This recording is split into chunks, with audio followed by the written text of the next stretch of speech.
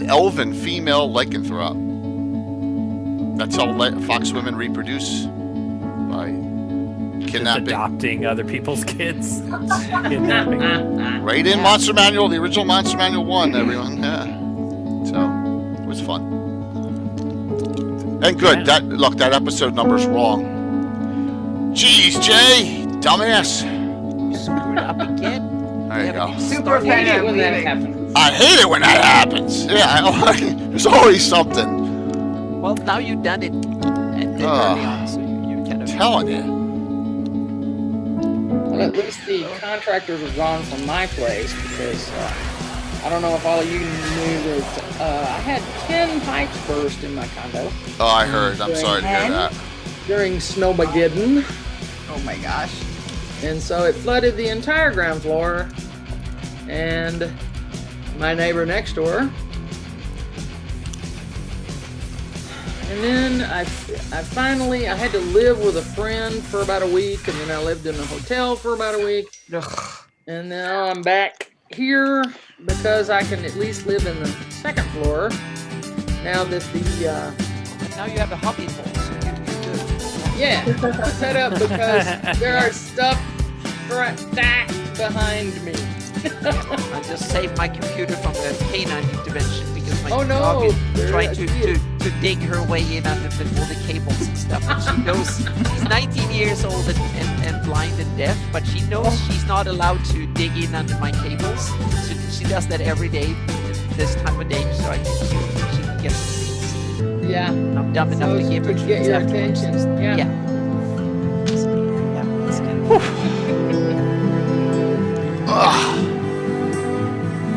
What was that, Jay? Don't ask me, by the way, don't ask me to download anything, Casey. Don't ask me to pull up anything that's not already in there because I didn't reboot my machine when I came off a blue box, so I don't want to do a stream crash, with No, I haven't sent you any images or anything this time. Okay. I figured you should have everything you need by now. Thanks. I do need to know how much experience. Oh my gosh, man. Let the go, dude. Come on. I haven't done it. I'm prepping for game tomorrow night. Luke Gygax and Stuff Up a Corny on Sunday, right? Who are those guys? Yeah. So, yeah. And then all the events next week. I gotta make sure I'm ready to go because I already got sold out events. You know what? That just sounds like a bunch of damned excuses to me. And to Garn. Garn wasn't even on the adventure.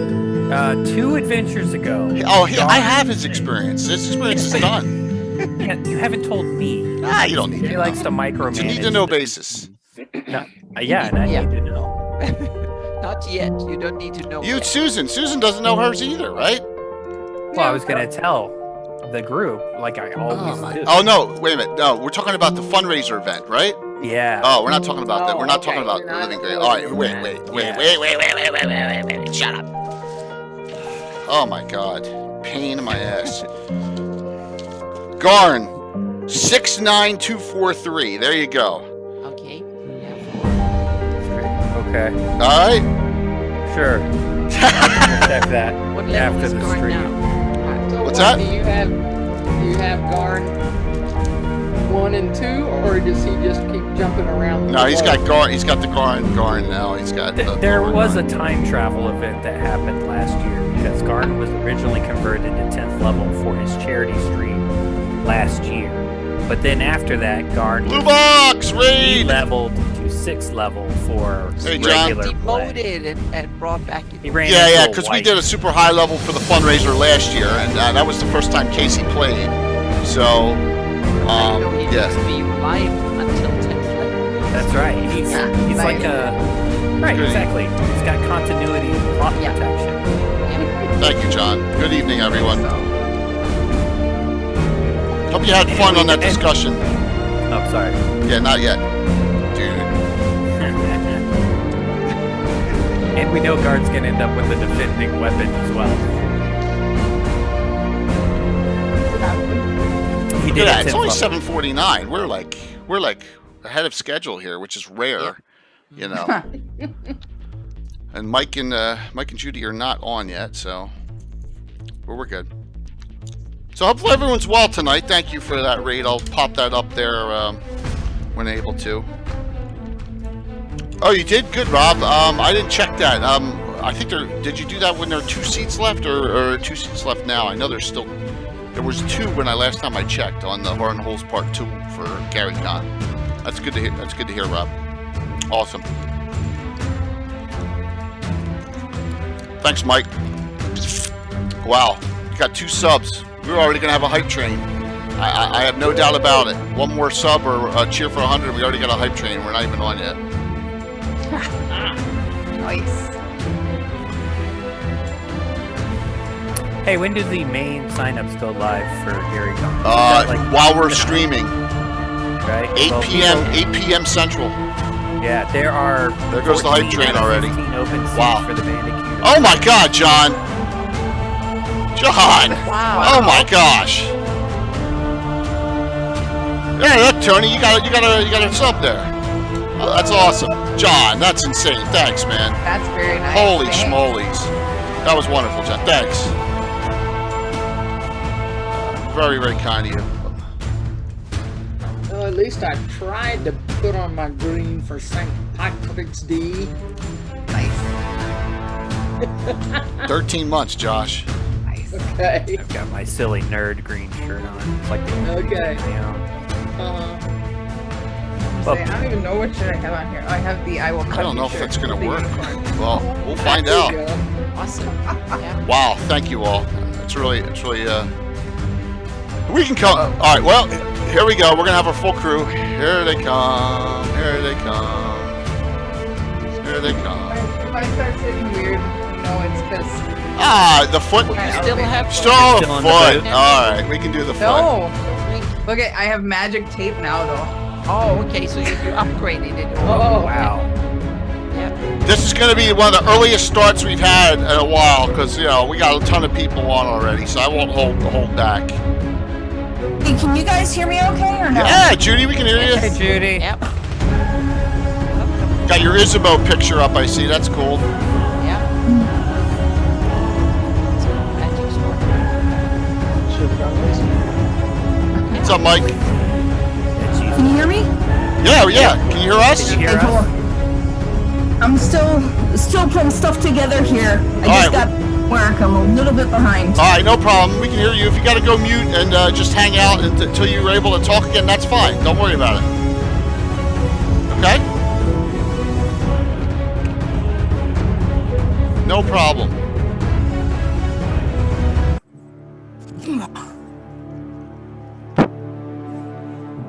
The name of this song is Thy Majesty. Another Dark Fantasy Studios song.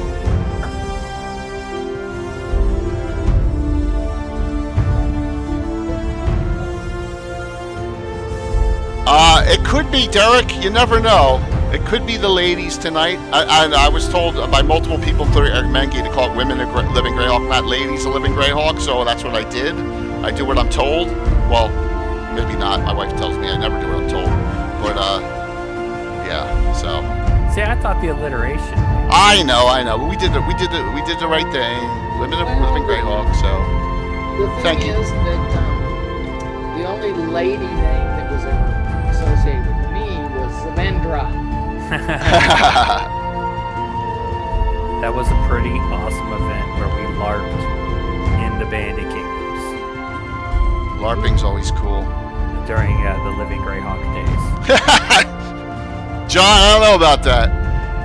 Hey, John, John. The level 4 is good enough, man. I really, really appreciate it. Thank you so very much. We're good. We're good where we are. So. LARPing Bandit Kingdoms? Does that involve mugging people outside the convention? Yeah. Like Steal the holding doors them and up? stuff. You steal everything. Steal the including the doors. doors and yeah. Well, one No, kid it got The turned into silverware and chairs.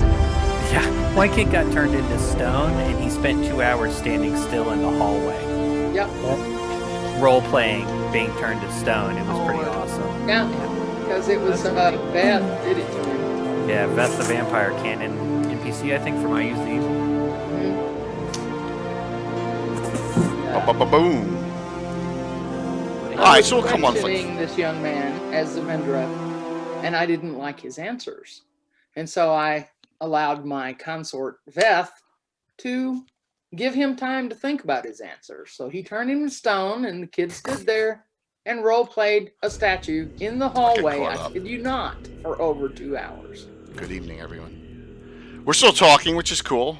Hey, Sunday night, we had this talk going on, right, Anna? You and Carlos, and Yeah. I just sat there for 5 minutes and then said, "Hello, everyone." After about 5 minutes into the show, Yeah, so exactly. It took 10 minutes before you Yes. could get the chance to say anything. what a great crowd we have tonight. All right, so this is another Casey or Draco production through Living Greyhawk, as we get a couple once every couple months.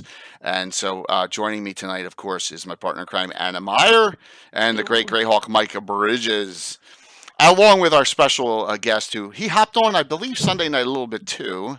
Right, Casey Brown, everyone. Yeah, hello. Garn if you mentioned and Wizards of the Coast suing people, I'm going to jump on. yeah, well, that's true. We had that discussion. Yeah. Yes. It was a DMCA notice. the but only one close to enough. beat one, right? And as far as I know. as far as you know, yeah. And with us, we have 4 wonderful women of Living Greyhawk. Oh man, John, thank you very much. Please note that I am not great with names, but I'm going to go for it here. So I know Denise Mauldin, correct? Did I get that right, Denise? Welcome back. You were on with the Ernst group, if I recall correctly. That was, well, I don't know, what about 6 months ago, maybe? Roughly in that range. And also Susan Thredgo. And Susan plays in the Cannon Fodder group as well. So we get to see Susan. I think, Susan, you were on both Bandit Kingdom shows we did, and also on multiple, like at least 4 sessions I think we've had with that group as well. So welcome back. Judy Randolph. And Judy's played at least in 2 games, plus the Keelan Triad discussion. And Judy, if you're there, welcome. And Working on it. Hey. There we go. Oh, your face is. That's Impressive. Wow. Yes, that is. Yeah. Wow, that is like a illusionist spell. If Yeah, I've ever creepy. seen one. Yes. Wow. Yeah, you're. I'm my own D&D character. Yeah, that's Yeah. pretty amazing. Yeah, it looks really And then cool. welcome back, and Tony Winslow Brill, and Tony was on recently with Ed Greenwood and Eric Mengi on our Drow Dark Elf discussion. So and is persevering at her own house, and thank you for coming on while that's going on. Really appreciate it. So let's let them all introduce themselves and talk about, give us some background for each of you and what you did in Living Greyhawk and your years, where you're a triad or an author. So let's why don't we start? We'll start in the middle with Susan. Susan, why don't you tell us a little bit for the audience, please? Okay, I'm Susan Thredgo. I'm from Austin, Texas, and I've lived here for years, and all during the time that I was triad for the Texas, Oklahoma area, which is the Bandit Kingdoms. And so I started off as a player in organized play. I did Living City, for those of you that are closer to my age and remember that. And then I got into the new campaign, the Living Greyhawk, and I actually started by playtesting some rounds for the Bandit Kingdoms. And during that round, the playtest was where I created the clan of halflings that I always had characters in, which was the Gonigan clan. And the Gonigans all named themselves that because they got so tired of humans and others saying, "Where is the halfling? He's gone again. Where is my purse? It's gone again. We have to find them." And so we just took the name, since everyone always said it about us, and we were the Gonigans. And everyone had to make up a false name to go with the clan name. So we had, in my case, Mr. Gone Again. And then we had some others like Otto B. Gonigan, or All Alfred E. Gonigan. People would go to great lengths and make up these names, and it was fun. And so we played these halflings, and the very first Living Greyhawk at Gen Con, a whole bunch of Texas and Oklahoma players went with their Gonigans and sort of, premiered as well. And so then by the third game, we would sit down, flip up our name cards, and somebody at the table would go, "Oh, not again." So we made an impression.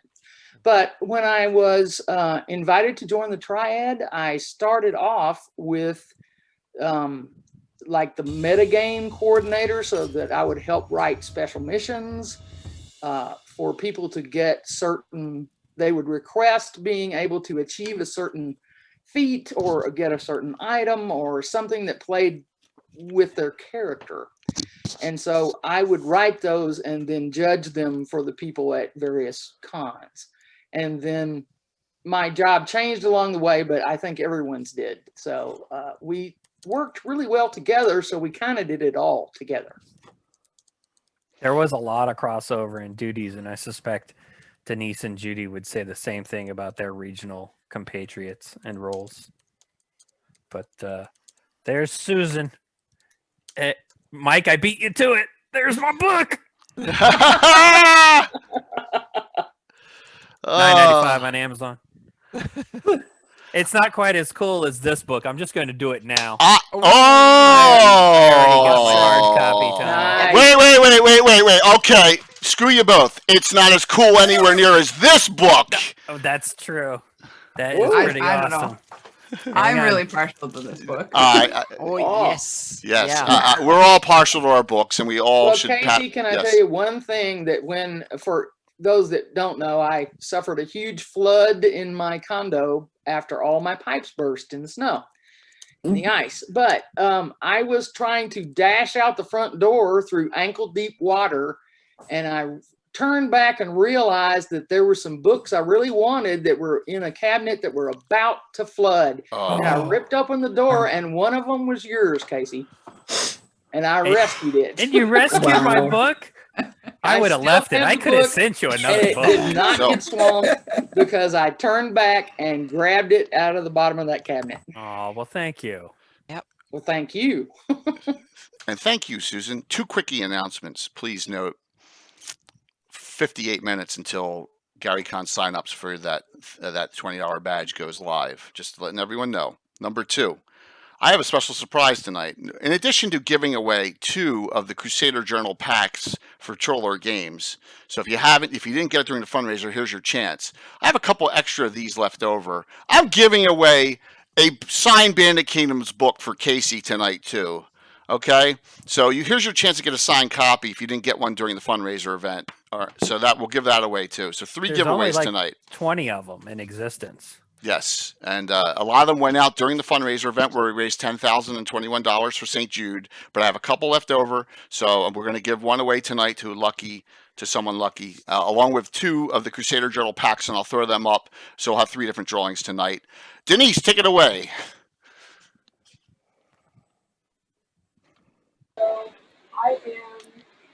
Whoop. Barely, you're very low, extremely Denise. muffled. Yeah, very low. It's the wrong microphone, I think. Yeah, we lost you there. You're like, we hear a lot of fuzz in the background. All right, let me get this set up as Denise is working on it. Judy, why don't you go while Denise is working on that, please? Sure, I'll give it a shot here. Between her video and my audio, we can be one. I was going to say Haven't put it Kind up of yet, Caesar. Give me a second. spectacular today. practically. So most people know me from JR because that's how I signed in for everything, because, the best way for a girl to play D&D was to get told that girls were too stupid to play. And so I learned how to play D&D at band camp a long, long time ago. And signed in as JR on all the boards just in case other guys felt the same way. So people knew me for a long time before they actually knew who I was and what my actual name is. And there are still probably some folks out there who don't know my actual name. I played D&D, like I said, for a really long time. I started with the Red Book.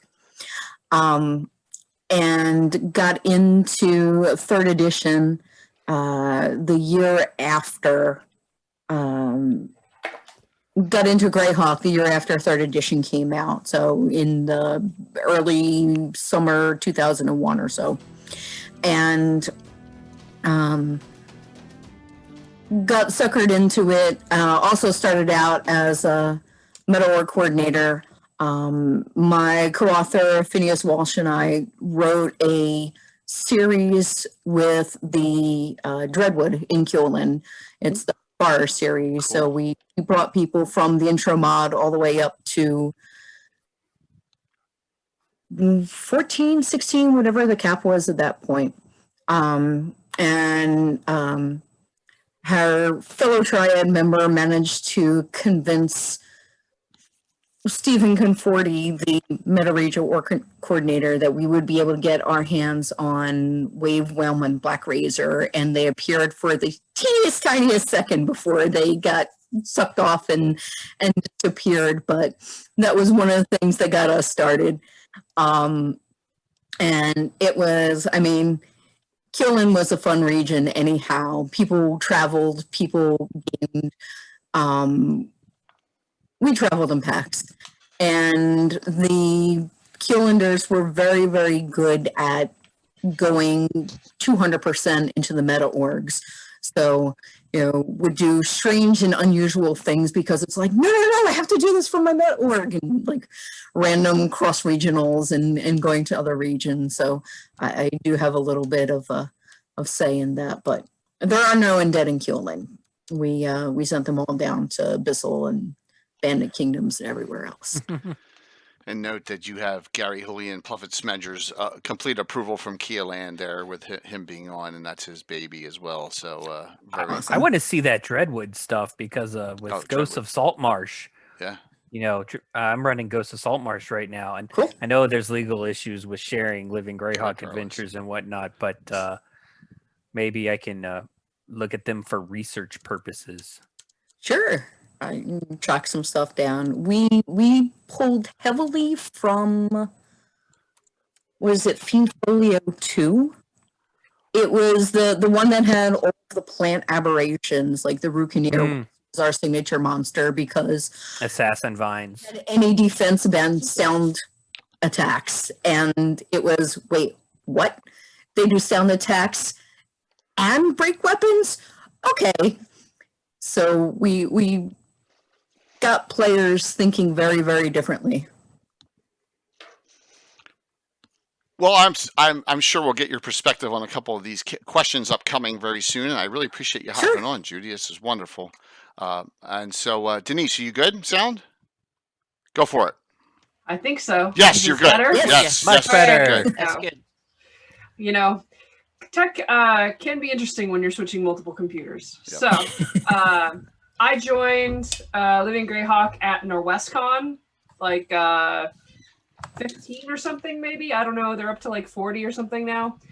And it was great. It was the Living Greyhawk had just started. And so slowly I got drawn in. I started running game days for the Seattle Mob, which ran both in Seattle and in Redmond for a while. And then, over time, I started running more conventions, and then once you run more conventions, then you eventually become either a Meta Org coordinator or a or a Triad. So I joined the Triad sort of in the middle and stayed mostly almost to the end. Worked with a lot of great people and really enjoyed my time, and was really lucky to be in Seattle, Washington area. So there's lots of really great Wizards of the Coast and other great gamers here. Well, thank you. You're in that area of the world where you could bump into the Eric Monas and other Wizards of the Coast people, right? I think you even mentioned the last time you were on about playing games at Wizards headquarters, was it? Yeah, I mean, we've how done some cool is play that? testing, and it's pretty close by, and so being able to talk to SRM and Tulok and everyone, and just sort of have games with them, and Chris Lindsay, that was great times. That's awesome. Very, very cool. Lastly, and newest to the Living Greyhawk discussion, Tony Winslow Brill. Tony, now everyone knows you as a learned and great author, and put that book up so everyone knows now once Yes. again. Mhm. Glad to get that. And what your adventure is too, in yes, in Candlekeep Mysteries. Oh yeah, see, I think Yeah, got it the is. book. Yeah, Yeah. my nice cover's in the other room. Okay. But, What's the name of your? No, I have the 16th level adventure, the very end. So I have the capstone. Wow. So and it's called Xanthoria. Yep. So it was super fun to write. That is fantastic. Congratulations on that. You. It's very cool, and we had some questions online. We'll get back to, this book later in the show. But we had questions online about how to set these adventures on Oerth instead of the Forgotten Realm. So I'm just giving you a heads up now. We want you thinking about that. Yeah. Absolutely. All right. I think there is a little blurb in there for at least one place. So Fantastic. But years ago, like all of us, you were part of Living Greyhawk. So we want to hear your experiences and stories and how you got involved in Living Greyhawk, if you don't mind. So I started out living Greyhawk at the start. I had a bunch of friends who, I've gamed since I started gaming when I was little. So my cousin lived across the street and he's like, check out this game. And he's, I was like, all right, let's play, so it was pretty fun. We were the same age and we just kind of took turns like doing one-on-one stuff till, but I had a bunch of friends who actually played Living City. And they tried to get me to play quite a few times, but I had bad experiences. Like I sat down at a table once and people wouldn't play with me because I was a girl. That was great. Wow. So I left and they didn't have enough table to make it go off then.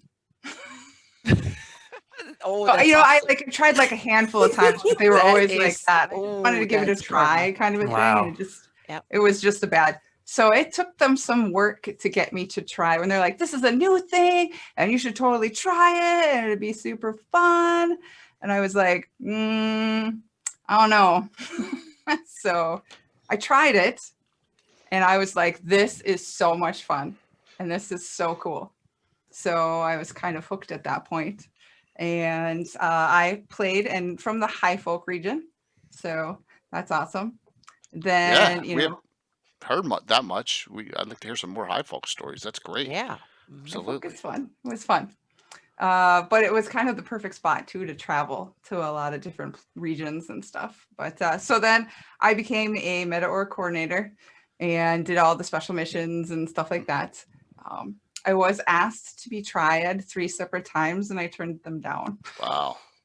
Very, very smart. Well, it was a lot of work and I was really enjoying playing. And the fact that I couldn't play really got me hung up on the fact that I didn't want to do it. That doesn't mean I still didn't do a ton of work. I wrote a crazy ton of interactives, modules. I did the special mission stuff. I was busy. So it was active. Awesome. And the fact that she got asked 3 times and said no makes her smarter than the rest of us, probably, with time management and whatnot. But it's also why I'm breaking my rule of, having only triad members on, because Tony brings a wealth to this discussion, having Yes. been a High Folk author. And the fact that they asked her so many times, she was embedded. She was doing the job. She just didn't have the title clearly. And I know Greg Marks, has been on the show and talked High Folk, but we're definitely looking forward to hearing what you had to say about that Elven region, which was also fighting IUs as Susan and I were in the Bandit Kingdoms. I don't know if we were fighting IUs so much as, surviving IUs. Yeah. Yeah. From what we gather, yours was kind of roundabout, Casey. It was all, it was a back and forth, I think, in the Bandit Kingdoms. It was, and I just remember being at a convention in some other region, and the guy sitting to my left suddenly goes, "How the heck did you get that?" And he points at my book because he was shopping my book while I was looking at my certs. and it was the page that said favor of IUs, and I just flipped the page and went, don't ask, don't tell. Awesome. I'm going to ask the first question, and of course it's not controversial, but give me a great experience during the Living Greyhawk era and a bad experience. Now that doesn't have to do, maybe it has to do with being a woman, or maybe it doesn't, but I just would like to hear the highs and lows. And who would like to take that up first? A really cool experience you had, or something that it's memorable, and something that was not so memorable that you could say, old things don't change, or whatever. Who wants to take that one up? Just start it right off with That's a shot. fine. I'll go. Go ahead. That's fine. Thank you. Good turn. So one of the neatest things that I thought the experiences I had was High Folk and the Shieldlands used to have joint interactives. I thought those were very cool, and they would be usually, they would be cross-regional, things like that. And the other favorite one was High Folk would also do entire weekend-long interactives, which was fun. And they would take I forget, it was like 70 people or something, and you had to turn in this huge backstory on your character, and they would have individual goals for each and every character. Wow. And individual plot threads for every person that was there, and everybody would get it counted as your special mission for the year. Wow. For 70 people. Wow. Yes. And they did a lot of work for that. And those were I have never had an experience like that. So maybe we should just fill the audience in real quick on the regional system, because I know we have a lot of viewers that have followed us on these shows, but we're assuming some things, and maybe we have some new people in the audience who know, say, Tony from 5th edition, but not Living Greyhawk and whatnot. So Living Greyhawk was a regional campaign that broke up the world and actually took regions of the Flaness, of Earth, Greyhawk, and assigned them. So when Susan says Texas and Oklahoma people went to Gen Con as Bandit Kingdoms people, that's because you could only play Bandit Kingdoms adventures in Texas and Oklahoma. Wisconsin was High Folk. Yep. And then you had all the various other states. Keelan was New Jersey and Pennsylvania, New Jersey, New York. The big region. Biggest mouths and the biggest attitudes in the country. The Duchy of Ernst was the Pacific Northwest, like Seattle. And she then mentioned. Also at the beginning we were Canada as well. So we had all of Western Canada. Right. Before they broke off and became Zeif or Zeef. Yep. Right. And Dicarus is in the audience tonight, Yep. who was one of the John Dawes who was part of that crew. So when Tony's talking about these cross-regional adventures, that's a special thing, those cons where the High Folk and Shieldlanders could play the same characters in each other's adventures. So, and you guys were always so lucky, because we always had to go to Salt Lake City or there's some border town, little tiny border town on the border of Idaho that counted for our cross regionals. Oh yeah, I've been to that one too. Susan's well traveled. She traveled a lot more than I ever did for Living Greyhawk. The Bandit Kingdoms cross regional events were with the Yeomanry, which makes no sense, in Shreveport. If you're from Louisiana, I apologize. I was there in the Army. That's all I'm going to say about Louisiana. And in the West, we did County of Ernst crossovers, like in the Panhandle of Texas, the Lubbock region, or something like that. So, anyway, appreciate the explanation there, because I got we got more and more people on every time, and Casey, that was probably smart to do. Absolutely. But Tony, do you have a bad, lesser than happy or bad experience that you? I do. I didn't have too many bad, not like I had. Or disappointing, when I was attempting to try to play Living City, but I did sit down at a table with another friend of mine, Rydia, who is another woman, and it shocked everybody at the table, and they said not one single word the entire rest of the game. Oh my gosh. Nothing. So it was the two of us doing the module. That's bizarre. So that was awkward more than, terrible. No, it's good to know that. I mean, this is in the 2000s that was, I Yeah. appreciate you sharing that. That was pretty that was interesting, and I was like, well, at least I know I'm gonna have fun. Yeah, absolutely. I would have killed for women players back in the 80s in my group. I mean, if you watch Thursday night, it's me and all my friends. I would have killed for it back then. I mean, just wow. Whew, that's amazing. Hey, Megan, thank you. Well, I appreciate you sharing that with me, Tony, and everyone else. Thank you so very much. Who else wants to take up that question? Susan's pondering. Well, I've played for a lot of years, and I would say that, particularly at Gen Con, when I would play with people I didn't know, is when I was most likely to encounter primarily male players that either didn't want to play with a female or didn't trust the female, because if they'd had an experience with one, she didn't know how to play because she hadn't learned yet. And so they sit down and assume that you don't know 5 from 6. And they treat you that way. So we were at it was a low-level Greyhawk adventure. I don't think it was the first Gen Con where I took it. No, it probably was Mista. And so we got caught. The party got caught in a hallway with level drain undead popping out of the walls trying to touch us, and that's really bad for low-level characters. And so we were going through initiative. I think I was towards the back, and so I cast. I had a spectral hand up, and I cast Chill Touch to get one of the shadows to go away. Smart move. Fears And them. which, if you touch particularly undead with Chill Touch in that version, they will flee from you. Yep. And so this guy, I think he was from California, if I recall, just lit me up and said, that spell's not going to do anything, and why are you racing around, and this and such and which. And the DM started to say something, and I just went, and I turned to that guy and I said, look, Chill Touch will make undead run away from you. And so since you know so much more than me, I'll touch this one back here and let you deal with the one in front. You probably didn't have magic weapons, and you couldn't fight them. Yeah. So he could stand there and take his licks, and I didn't ever make his go. That's awesome. And it's like, I know how to play my character. Save it. Well, and I know you know how to play your characters in our games too, and I love and I appreciate you jumping in on those groups with Gone Again, which is really cool.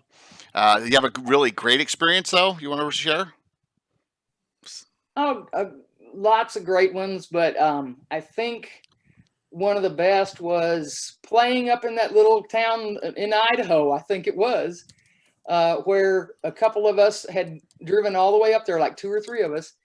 And so we were playing all the regional mods there, and there was one and we had a bunch of paladins with us, and the rogue, the arcane trickster, sometimes doesn't get along with the paladins, but Mista was trying to play it cool.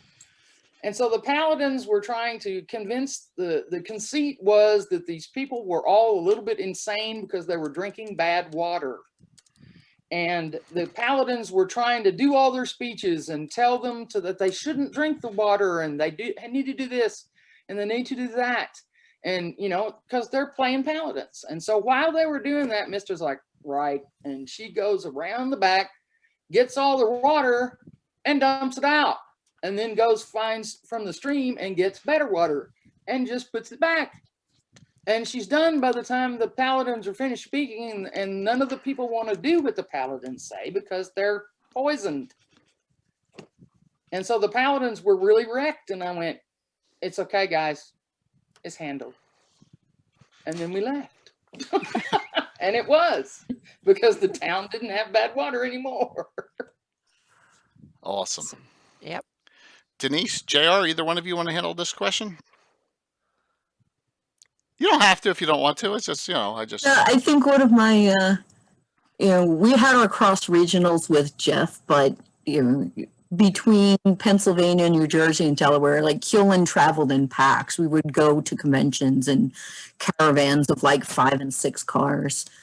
And we head up to Toronto for Invading Ket because they know that a bunch of us are coming, but we like doubled the size of their convention. Like they were pulling random DMs out of anywhere.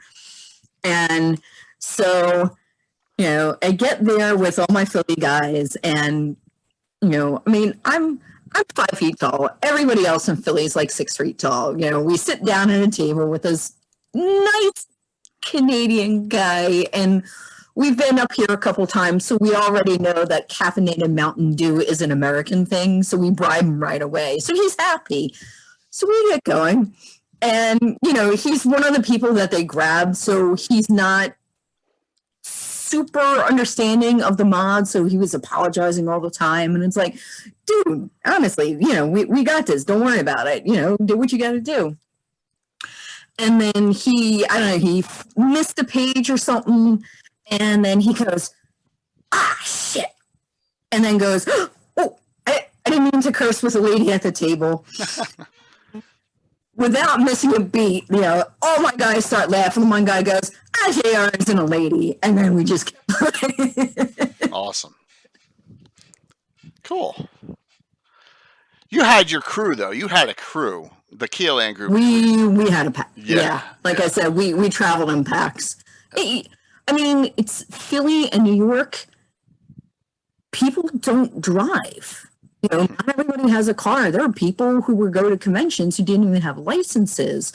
So the only way you were going there was to hitch a ride with somebody who did have a car. So, however many fit in the car, fit in the hotel room, it was, as much Mountain Dew and Cup of Noodle cases and Gatorade cases you could fit in the trunk. You were good to go. Yeah. Absolutely. Any bad experiences?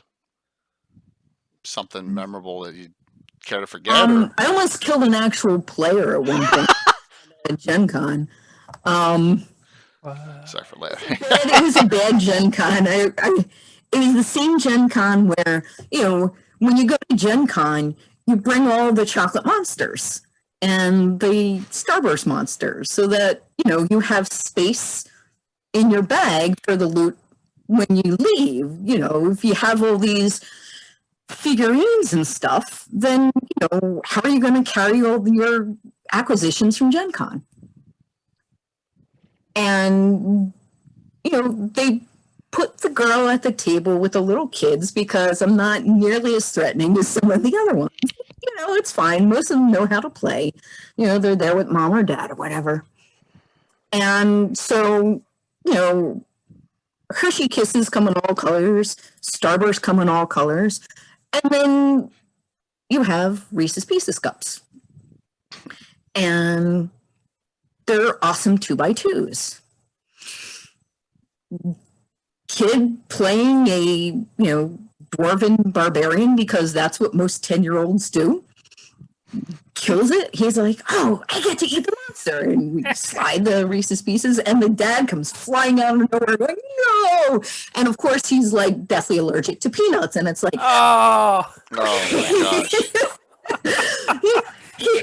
Here, it's applesauce. It's a 3x3, but we'll let you slide.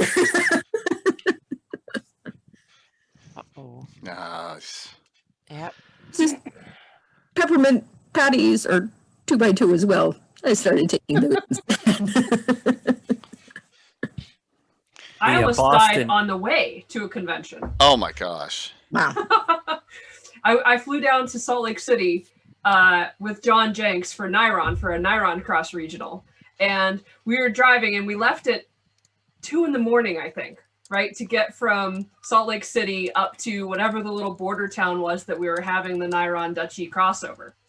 And at about 7:05 in the morning, as we're going down the highway, we're almost there and everyone's kind of, punchy. A deer runs across the road and hits us. And we end up, like, everything was okay. The deer sort of continued on, so hopefully it was okay.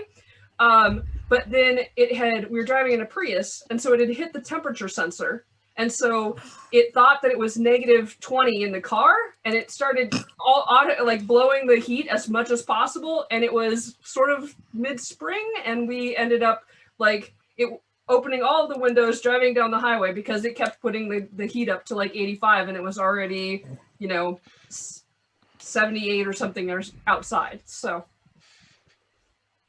that was, I don't know if that was probably worst experience. That qualifies. Yeah. Yeah. Absolutely. And then the best, you got a good one, nice memory.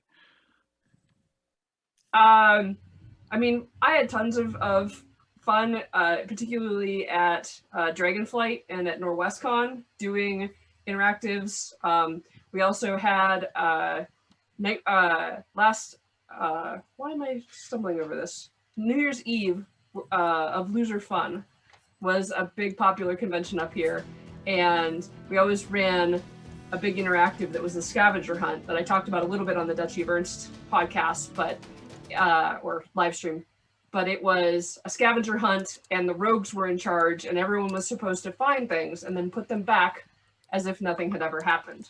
So that was good scavenger fun, and eventually over the years, people started bringing random things in their luggage to the convention on hopes that it would qualify as one of the scavenger hunt items that they could then bring and get points for in the contest. Cool. Everyone has such great memories, and I'm so sad when JR tells the stories. They were having conventions 6 miles from my house, right? It's just bizarre, and I just was never a part of it, and it's a shame, and that's the crazy thing. Yeah. With the kid, it would have been fun to participate. People found out about it in different ways. I was working at a bookstore in College Station, Texas, and some people came in to buy the Living Greyhawk Gazetteer. Shout out Gary Holy. And I said, "Oh, I used to play D&D. What's that?" And they're like, "Oh, there's this campaign, blah blah blah." And I was like, "Oh, I love Greyhawk. That was the world I grew up playing. Yes, I also did Forgotten Realms, but I was Greyhawk first." And then they got me to create a character and show up, and they were doing games around Texas A&M University. They were a bunch of college kids and whatnot. And then a couple years later, I got hooked. So I suspect, you either saw it in a magazine, the Living Greyhawk journals that were in Dragon or Dungeon, or you bought the Living Greyhawk Gazetteer. But to do that, you would have to like Greyhawk, right? I don't think the Mordenkainen on the cover necessarily drew the random, buyer to it, so to speak. So, Casey. So anyway, that's a long way of saying, yeah, Jay, you should have found the damn campaign. Yeah, I know, but I was too enthralled in my own, doings, like I am to this day. Still, I know. You would have stormed off the first time you saw a halfling wizard. Yeah, you're probably correct. Yeah, you're probably those third correct. editions. It was a bit tough. Yeah, so true. Casey, you got to have some great questions for everyone being coming in from this aspect. So, or Mike or Anna, please throw them out there to the women, please, and let's plus audience, if you have a question you want to ask, let's see what you come up with. Denise wanted to say something. Yeah, go for it. That's one thing that I would do differently now compared to what I did in 2003 is that I would have more outreach, and I would have more advertising in different channels in order to bring in gamers of all kinds. At the time, I think Wizards was running a, I don't remember what it was called, but it was for Magic. It was the Ladies League or the Women's League of Magic or something like that. And I kind of feel like I would try and do something along those lines to support the same kind of idea in Living Greyhawk. I think that's a great looking back at it idea, because I've got a friend that runs Pathfinder Society in Boston. He's one of the venture captains, Ray Diaz. I give him a shout out a lot because he does a great job with Pathfinder Society and running games. And he uses the candy for monsters when he's running games for children, Judy, so that they can eat the candy and then go home to mom and dad all sugared up like little crack babies. But says the guy without kids. But anyway, Ray does a sessions where he has low sensory input for people who are on the autism spectrum. Mm. And so they will have complete tables of Pathfinder Society for people in the Boston area who are somewhere Wow. on the spectrum. And they Wow. take into account things which could create bad reactions for them, cell phones turned off or lights set a certain way. I certainly don't understand. I'm not an expert on that topic. But they go out of their way to do that. They run tables for kids. And I think looking back on it now, we were unpaid volunteers.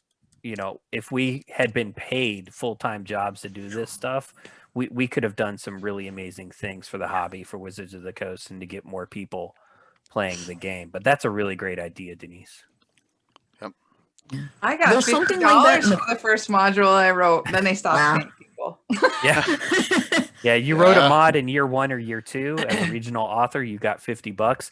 Year 3, the RPGA, and we could have SRM on to talk about this if he did it last time.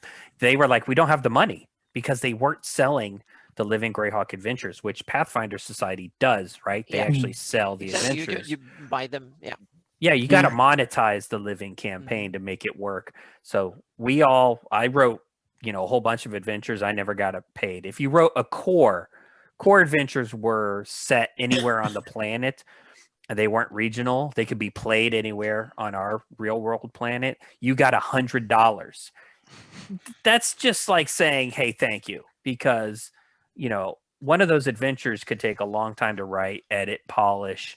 And, they should have been the cream of the crop if it was a core mod. Tony, I think you wrote some cores. Did you not? Or just meta regionals? I think I just wrote regionals and meta regionals and stuff. I don't think I Okay. wrote a core. Media. First- Yeah. I Or may be sometimes it's like, misremembering. God, that was a long time ago. What the heck did Yeah. I do? Monica Doesn't Media, matter. Now welcome. you kind of got way over that now, so it's good. Yeah. Thank you so very much for the raid, Monarchy Media. Please hang out. We got a great discussion.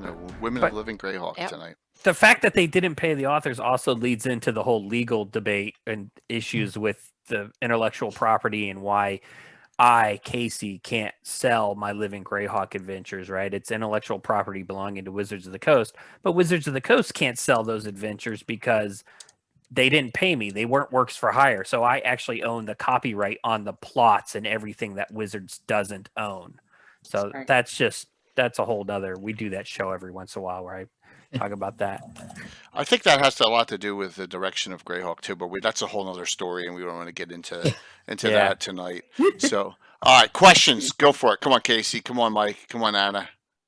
Well, let me kind of set things up here for a little bit because we haven't had one of these shows in a while, and I want to give a quick shout out to our guests here because first of all, we have 4 different regions being represented, which may be a record for the show. I need to go back and we did that one show with Joe and Vernon and myself and whatnot. But not only 4 different regions, but 3 different meta regions. Okay. So I think that's really neat to point out. So, audience members, if you're interested in High Folk, ask the question. Duchy of Ernst, Bandit Kingdoms, Keeland, absolutely ask whatever the question is. Doesn't have to be necessarily Living Greyhawk related. I'm sure any of us could tell you interesting things about High Folk that never made it into an adventure. So I just kind of wanted to point that out. Great. But as for me, I mean, we've already kind of talked on the good and the bad. What I would like to hear is a little bit more in-depth plots from your regions. Like, Tony, we know that everything was elf-centric in High Folk, right? Let me just start with Tony and the elves, and then I'll work my way around. Okay. Right. Yeah, it was very elf-centric and very fighting against Ayus, and it also had a very heavy dragon thread. So because nice. High Folk is so many different types of, I mean, obviously there's the Vesvi, but there was a lot of different climate types that were included in there. So there were actually 4 different dragons in canon that were in High Folk region. And All green or what? nope, there was a red, a What? silver, a green, and a copper. Nice. Yeah. Yep. So they had basically they had like a Cold War for a long time, basically. And then the green got to the point where she was like, all right, I'm done with this. Because I don't know High Folk canon too terribly well, but I thought I Use the Evil somewhere it talks about not just an ancient green dragon in High Folk, but what's the worm, a great worm or whatever, the highest age category? Yeah, Like- so she was actually rank 0 demigod. Gotcha. Third edition did divine ranks for the gods, and it gave them various powers based on that. And that So, was kind of her plot, was she was trying to get that rank 1. very cool. She wants to compete with Ayus himself. Yeah. Yeah, Awesome. well, in the end, unfortunately, she got that rank 1, and that's when Ayu showed up and was like, yoink! Oh, did he put her in the god trap? Wow. He did. Oh. Okay. Ooh. So one of Wow. the last plot arcs of Living Greyhawk in the core mods was Ayu's trying to become a more powerful god. And to do that, he replicated the god trap. This series was overseen by my former roommate, Britt Fry, who was a circle member. And good friend of mine, living in Korea now. He's been on the show. Anyway, so the god trap, I didn't know because I wrote like one meta regional for that story arc. Yeah. So I wasn't really aware of what else was going on, unfortunately, just because I was slammed. But the green dragon became a rank 1 like demigod, and then just said yoink. That's amazing. Yeah, he just showed up what she was still like kind of like stunned from the transition kind of thing. He showed up and killed her and took it. Wow. That's It was awesome. bad. That's so like. It was pretty epic. I'll Yeah. say that. Yeah. And Britt won't release the results of whether or not Ayus became a more powerful god because he didn't get enough table trackers back Right. from the core finale adventures. So he just said, there's no official results. Of course, Wizards of the Coast themselves will never care, right? Because Living Greyhawk isn't canonized. Right, it's over and done. And Yeah. yeah, Yeah. so that's too I bad. think all the players were Wow. too traumatized to think after that one. You weren't doing your job right if they didn't leave traumatized. That's Well, Yeah, very true. cool. Should be some drama, so they should be at least semi-traumatized after at least part Got to bring the partially pain. into the campaign. There should be some trauma, and then you can mend it again afterwards. If we want to talk trauma, we'll talk BK later. But Oh Den- no. Oh, yeah, Denise, tell us about the Duchy of Ernst. Like, yeah. to me, the Duchy of Ernst is a very human-centric. It's civilized, rich people. It's Yeah. the suburbs of Dungeons and Dragons, right? And you had a Sul population, and I think on the last show, you guys didn't really do a lot of monster fighting. You did a lot of political intrigue, wasn't it? Am I remembering that correctly? Yeah, so the duchy is definitely the suburb, and there's little cul-de-sacs for all the other races, and they were all assigned their own little cul-de-sac, and everyone was happy as long as they stayed in their cul-de-sac, except for half-orcs. Half-orcs were a part of society because they were part of like the Sul armies, and so it was accepted that half-orcs were more accepted in the duchy than in other regions. But we didn't have dragons. We had Rary, so some of the adventures involved Rary blowing up keeps on the outskirts of the duchy, and Nice. death engines that fed off of necromantic energy. And then that sort of became, the necromantic thing became a theme, and we ended up with one of the main Sul houses corrupted by demonic and deviltry. And so we ended up having one of the houses outcast, and that had long ramifications. That was supposed to be a like little year 1 plot point. And then everyone loved that module so much called Last Dance at Heron House that we ended up revisiting it. And I think each new Triad member had to play that module and then come up with their own theory of what happened to the Terranors after Last Dance at Heron House. And that's kind of why we ended up revisiting it a lot, is because it was such an interesting story. And all the Triad were very intrigued by where had it gone, and where was the corrupting influence then. And what ended up happening was that an aspect of Despater took over Lukish, which was the capital of the duchy. And so I guess that's pretty big, right? Like, it's not really a dragon, but it's kind of, and it's still in the realm of human greed and falling to the frailties of humans. But we ended up with still, magic items going off and big interactives where Duke Carl, who is the original leader of the duchy and who was a ranger who would rather be in the woods than leading the country. Was he a Gellar? A what? A Gellar? What's his last name, Duke Carl? No, he was a Lornar. Yeah, it's Belisica in the duchy. County. Yeah.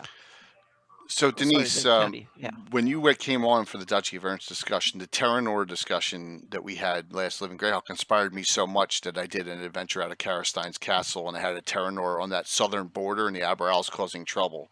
So I just want to say I was inspired by that discussion. Yeah. So yeah, it was great. And So then I just think wanna say Denise's thanks. character, she almost made a Terranor, but then swerved at the last Yeah, I second. was going to say, oh, it fits perfectly, but then she changed her mind. But that's okay. Well, I made my character not know who her father is and have Heron House Heron heraldry on her clothing. So this might be something to discover in the future on the cannon fodder. Excellent. We should have our next cannon fodder in April, hopefully. Jay and I will. And I have Be you talking all at my disposal now. Ha ha ha. Yeah. I haven't killed any of you off, except I try to kill Casey off every game, and I can't. That's fine. Darn ain't scared of nothing. He's So, too dumb to be scared. Yeah, lots of fun. Keep on going, Casey. Hey, I may only be half cleric, but I help. That's true, right? We have a Kick some blast. ass. Definitely. So, Judy, for Keelan, like we know Joff was obviously the Fae and the Giants, and Keelan has the silent ones, right? They didn't like magic practitioners and they didn't like undead. But what were the plots and the stories and the villains of Keelan? Were they fighting Keelan's- hobgoblins? What was going on? No. You didn't do anything normal in Keeland. Keelan was basically fashioned after the Holy Roman Empire. It's 1,000 miles and it hasn't been conquered in 1,000 years. But within the railroad boundaries, you have New York City, Philly, Pittsburgh, and Buffalo, and nobody in any of those regions is shy. So we had fairly early on. If you're from New York City, you're going to do grad school, so you have all the naval adventures. If you're part of the Albany crew, you're going to be Krylor and all of the little halfling and gnomish adventures. And Philly, because we did a lot of the political stuff, but with the forest series that Finn and I wrote, we did all of the Dreadwood. So Keeland overall is predominantly Sioux, and they don't look kindly to half-breeds. So for everybody that's living in Saltmarsh in 5th edition, Saltmarsh and that area, it's a giant swamp. So we gave the giant swamp to the half-elves and half-orcs of Haven. It started out as like a bunch of guys going, but half-orcs are people too. And they're like, oh, swamp. And it became a meta org because we had players that, went around with this complex about, but we're people too. And so Haven and Saltmarsh got pulled in. It's borderline of the Dreadwood. So we had dragons, but we didn't do normal dragons. We had rust dragons, and then all of the wizards left. So then they had the Stygian dragons, which stole spells instead of disintegrating your armor. We put levels on things. So we had a monk. We had the It was a half black dragon, half shadow dragon, I think. Oh my With monk gosh. levels in Salt Marsh. So we had power gamers. So anybody who wanted to write needed a pack of power gamers behind the scenes, because it was, just the way the power creep happened with the books. We had to do the same thing with the mods, especially in this area. So, players didn't hold back, and neither did the authors. Adjusted when nice little people came from out of region and went, wait, what do you mean the dragon just flurried me? But we had, each region kind of had its own, so that nobody would step on each other's toes. So politics was one of the big overall things, because we did have the whole, the king got killed and his daughter took over, but she didn't really kill him. And so it was,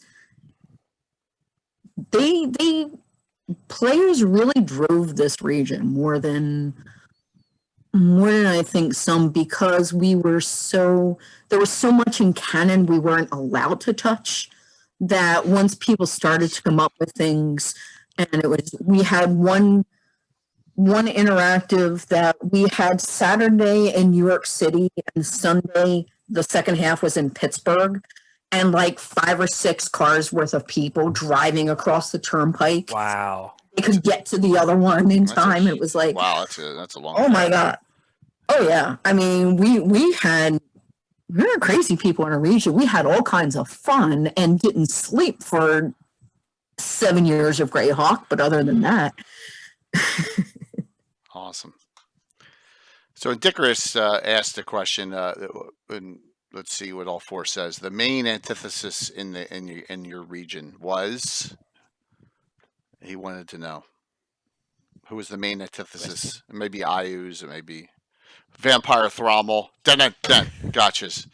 I said it. Ayus in the Bandit Kingdoms, but you didn't see much of Ayus. You saw the Bone Hearts, which were his commanders, and each one was a slightly different flavor, and you might not know what that person specialized in until you experienced it, and then it could get very dangerous. So cool. And as Judy mentioned, the power creep, I want to talk about how we took NPCs. They get brief stats in Living Greyhawk Gazetteer, because as Gary has said, 3rd edition rules weren't released to the authors yet of the Living Greyhawk Gazetteer. So in there, the NPC will say something like neutral male human fighter. Oops. 50, oh, there right? There you go. Or Wizard 18. But they didn't know. What happened? You froze dropped up. out. You froze. But you're good, I you're was back. talking about Ayus and I froze up. Oh yeah, you're good See again. there? Yeah. Okay.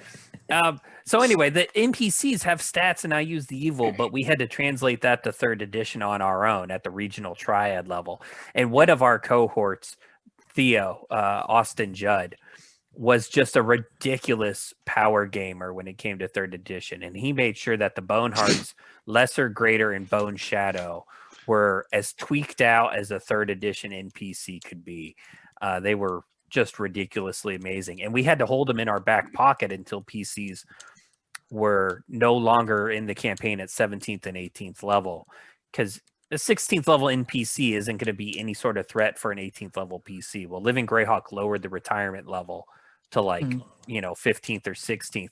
Then we brought out these canonical NPCs, and they had Kranzer. We statted out Kranzer. We had him on the back of a red dragon, and PCs could fight him. So I imagine, Judy, you were talking about power creep. We were seeing things from that book of spells, the Tome of Magic or whatever, the spell delay death. Yeah. Just causing all kinds of problems. So, And but anyway, sorry, we ended up using that against the players in the finale, though, because we had him riding around on a dragon with a Jovok in his mouth with delay death on it. So he would breathe over the Jovok, who would take all the damage, still live, and spew it to everyone surrounding it. Yep. That seems to be a recurring theme in organized play. That it seems to be. It seems gamers who are power gamers, they thrive in organized play. It's the same thing when I played in Pathfinder. Organized play is the same thing. It's about in order to be effective at all, you need to specialize and hyper kind of tweak your character in order to do something. If you just have a well-rounded kind of little cool quirky characters, so on, you don't stand a chance. The first saving throw and you're screwed, so to speak. Yeah. And I think if we look back in hindsight, we could add this to the. I wish we didn't have the power creep and the power gaming mindset. And we tried in the BK. We specifically were trying to write adventures to the average party, right? And then your power gamer party comes along and just crushes them, and then your party of noobs still dies or has problems. And so I think we just ended up writing harder and harder. You know, I love half red dragons. So yeah, when you run into a half red dragon Umber Hulk, it's not always going to be a fair fight, but it has a mathematical CR system in 3rd edition, you know, and so you get these weird artifacts of the rules and whatnot. But I wish we could have done a like, hey, here is a campaign where you can play as Jason Bullman said, the pink ninja. You can play a character that's built purely for role playing, is not optimized for combat or for any particular adventuring role, and have a great time, and you're not going to get the rest of your party killed. And here's the same campaign. You can build your tweaked out party of 6 murder hobo demigods, you know, at 5th level, who can do crazy stuff and still play in the same campaign. And I think that was one of the things that was very just difficult as a mod author. Yeah. Oh, I think you had to. A lot of it, I think, fell to some of it as the author, but also having the DMs understand. You know, one of the things that we did was we would have Kyoish nobles that were like 3rd level nobles, like 3rd level, you know, NPCs. And somebody in like year 2 decided they were going to go off and try to kill the noble. Killing those characters from that party was a special mission of the year. They found out these guys were going to come to one of the big conventions, and like 5 other tables were like, oh, hey, we've got a special mission. Literally went to kill those characters and remove them from play, because it's like, hey, yes, you know what? You've got a big sword. Guess what? This guy has a bunch of people that he can give favors to. And you know what? They're players. They're going to want those favors. They're going to turn that into something useful at the end. So you wanted to challenge those guys. You always wanted to challenge even newer players. Because if it's a cakewalk, then they learn nothing. If you don't scare them just a little bit, you know, we had the T-Rex of Legend running through the salt marsh, and one of the guys was trying to be a geomancer. So he was at that weird stage where he was half cleric, half magic user, like 9th level, and didn't have any 3rd level spells. So of course the T-Rex picks him up and eats him, and then starts counting on somebody else. Well, the kid is like, oh my God, you know, he's flipping through like every potion. Do I have a potion? Do I have this? Do I have that? He finally just cast Rope Trick, climbed up inside the Rope Trick, inside of the stomach of the T-Rex, and said, is that going to save me? And we went, doesn't say he can't, I'll allow it. But if he hadn't gotten that scared, he would have never thought. And so Rope Trick becomes an escape artist spell. So being able to force people to go, okay, this is something different. You're going to have to think outside the box. You know, whether you're a power gamer or newer, that was the whole point as an author. You don't want people walking around going, man, that sucked, that was too hard, or that was too easy. You want people going away, you know, hitting the bar afterwards, talking about your mod, saying it was fun. Yeah. Exactly. It's a hard thing to hit, especially with in a living campaign, in any campaign, even just writing in general, because the groups are going to be so dissimilar You're not running for the same thing. So you kind of have to take into account all those different play levels and play styles. And is this going to be a group of power game and what you want out of it? You know? And Do you also want the it to DM be, that you like, get. horrible? Yeah. The DM that you get for your mod is also going to be a bell curve of skill and, you know, ability and engagement, right? And so And prep time, to be fair. and prep to time, yeah. Yeah. Someone just got handed your mod, Right. and they have to run it in 10 minutes. Like, oh, I think we should explain that for the we started throwing together a sheet at the end of all the mods, I think starting in year 3. If you're running this mod at Midnight Madness, or you've never read this before, this is what you need to know. Literally just one page, read this. And they wouldn't let them leave the table for mustering until they read that to go sit down and DM. Because we had people who would travel and it's like, hey, somebody's bringing a case of beer, somebody's running Midnight Madness, let's go, you know? And that just became, I mean, it was silly to have to do because as an author, you're like, I want everybody to run my mod perfectly. And then reality hits, you know? Very cool. Well, we started in the BK pre-assigning judges to certain groups, and their adventures were honestly tweaked, but it was for in-game reasons. For instance, we had a group that was all clerics, specialty priests, and they were powerful and they were built on purpose to cover each other with different talents, and they were very hard to take down. Unfortunately for them, they were also very prideful and didn't care who escaped from an encounter with them or knew what they did. And so we reasoned as the Triad that Ayuz and the Bonehearts knew about these guys and would watch them and would want to take them out because, you know, 6 less clerics in the world is a good thing.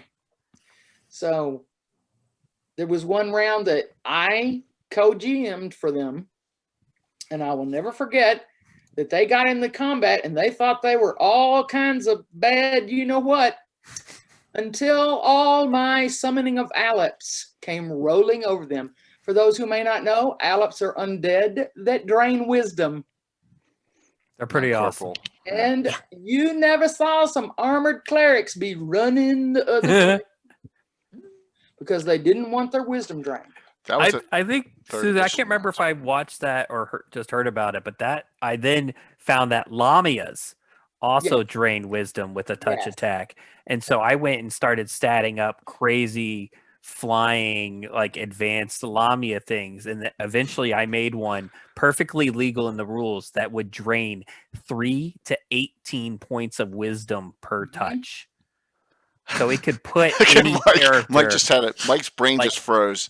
Yeah, it could put most characters into a coma with one touch, and I unleashed it at an interactive against some of the clerics, and these players just lost their mind. They were ready to punch me. Quite frankly, that's when I knew I was doing a good job. They go, "This is not fair. How could they know this?" And I said, "When have you ever shut your mouth about what you do? When have you ever refrained from bragging about what you do? You know, the agents I use are pretty much everywhere. So in the future, you might think twice before you do that." So I got a specific question. I'm trying to get through with the chat, and the chat is very active tonight, and thank you so very much. But I know Rob Phantom asked Tony a question. Was there much done with denizens of the Yatils? Did you have that area in High Folk? We did, but I don't know that there was much done. I mean, there was little bits here and there, but they weren't part of the main sort of area. Look at, I brought this out. My player's guide. Oh, nice. Wow. Nice. Just in case, because it's been a long time. No, that's cool. So, but no, I mean, Casey. There was some stuff that was set here and there in the Yaddle Mountains, but nothing much. It mostly focused on the elves. It was a very political, sort of role playing, and when you didn't have to fight, it was terrible. So, but yeah, I mean, one of the dragons lived in the Yaddles, so. Very cool. Because Rob just said his character's just entered the scar. I just, he just was curious because a lot of, so we're finding out a lot of Greyhawkers love information whatever sources they can get it from when they're playing in the area, which is neat. So, Anna, Mike, any questions? I'm glad that we kind of talked about the power gamer aspect, because that's one of the things that kind of worries me with when you have organized play and kind of the bad side. But the positive side is all these there was probably so many, since I'm only playing in Pathfinder organized play, but there's so many games going on, so there's so many cool, and to me, organized play has been a wonderful way to learn the game thoroughly, so to speak, because you get a chance to play with a lot of different DMs and players, but it's also, you get scenarios that are written to actually make good use of the rules. I think that's the plus side of power gaming, is that you get to look at the rules thoroughly, all the weird kind of forms of terrain, all the weird forms of magic and all that, you basically playing the game on a very technical level that I never played it in a home game. That has been more about the stories and less about the rules, and maximize the output or the possibilities when it comes to the rules. So I think it's a great way to really learn the game, so to speak. But what's your take on what is the kind of the purpose? Of course, having fun, but to learn to get the 3.5 through paces, so to speak, when you played organized play. I think what Greyhawk brought that I played Living Force, I played Living City, I played Greyhawk, Canis all at the same time because they were all out. Obviously, Greyhawk took over for me. But I think having played Fourth, having played DDAL now, having played Pathfinder, the one thing that I think is missing, obviously a little bit more with the current situation, but with organized play, especially when you got to the conventions, you got to influence the story. Whether it was, yes, you defeated the bad guy, or hey, something weird happened and it became part of the, people left going, hey, we managed to do this. And that, 6 months down the road, somewhere in a mod is going to reference something that was done at that convention. Yeah. And when you have people that are vested in it because they know they can influence it, yes, you want to do, everybody always wants to play well, but you got involved. You wanted to learn more about what the heck is this thing that we're fighting. You wanted to learn more about the area. And that enthusiasm, we'd have people from outside the region come to our conventions, and they would just pick them up by the scruff of the neck and haul them on for the ride. People would just, it's like, oh, you got to do this, you got to do this, you got to do this. Yeah. But they really wanted to, they got so enthusiastic about it that anybody else who came in wasn't an outsider for long. So the Greyhawk feel, the setting was really important in all the games, so to speak. Okay, that's awesome to hear. Yeah, I think that the regional system helped make people create characters that were very different from each other and facilitated settings that were interesting and people going places and playing together that had those different contexts. And I think that absolutely, it hasn't been replicated. Yeah. Sorry, go ahead, Tony. No, go ahead. I'm sorry. I was just saying, that regional system hasn't been replicated because it was too much work. But, a rogue in the Bandit Kingdoms needed to be able to fight demons and undead. A rogue in Divers needed to be able to fight humans and devils or whatever. They'd look very different builds in 3rd edition. And a rogue in Joff needed to be able to infiltrate a giant castle or a Fey realm or something like that, and maybe not fight, maybe just report back to the big beefy tanks. So regionally, it affected character design, and the plots affected the bad guys showing up. You fought a ton of demons and undead in the Bandit Kingdoms, and if you weren't ready for that, your PC was going to be in big trouble, but would also be a drain on the table. Sorry, go ahead, Tony. No, I was just saying, I think that also contributed to people get more invested in their characters if they feel like they can actually affect the story and kind of do things. I know that in High Folk, the 2nd story arc, like at least 75% of the NPCs were retired characters that they then who had done stuff, and they purposely tied it in and had this big thing, and it was pretty fun to see some of those people who had been playing and were super into the region, and suddenly there are these NPCs trying to do these other things too, and it was fun. It was fun, and people were much more gung-ho, I feel like, about it, and you weren't making a character every other day. So, you made one, and you Right. hoped that those time units lasted. So how deadly was gaming, so to speak? Meaning, did you lose a character every? Did most of them make it to 5th level if you played them regularly, or was it kind of hard and tough to? good question. I think it depended. I mean, I our guess it region was- was notorious for being difficult, Mhm. which was fine. I once died Yeah. to invisible griffins. What? Yeah. Wow. I don't ever want to hear my players complain about any of the crap I do. I was like, Exactly. get them not that- off! yeah, just make them listen. I was like to the these fighter stories. type, I was like ranger, and I was dragon disciple. So I was like, Ah. yes. I'm like, well, I'm dead.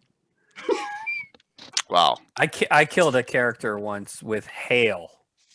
Actual Hail? hail outside the city of Doraka. There was a year 3 meta regional adventure that was I think it was actually called Doraka or something like that, and it was the journey to Doraka, and as you get closer there's a really nasty storm that catches you out in the open, and there was a fight, and during the fight the nasty weather is going on, and there was some random mechanic for how many bits of hail hit you per round or something like that.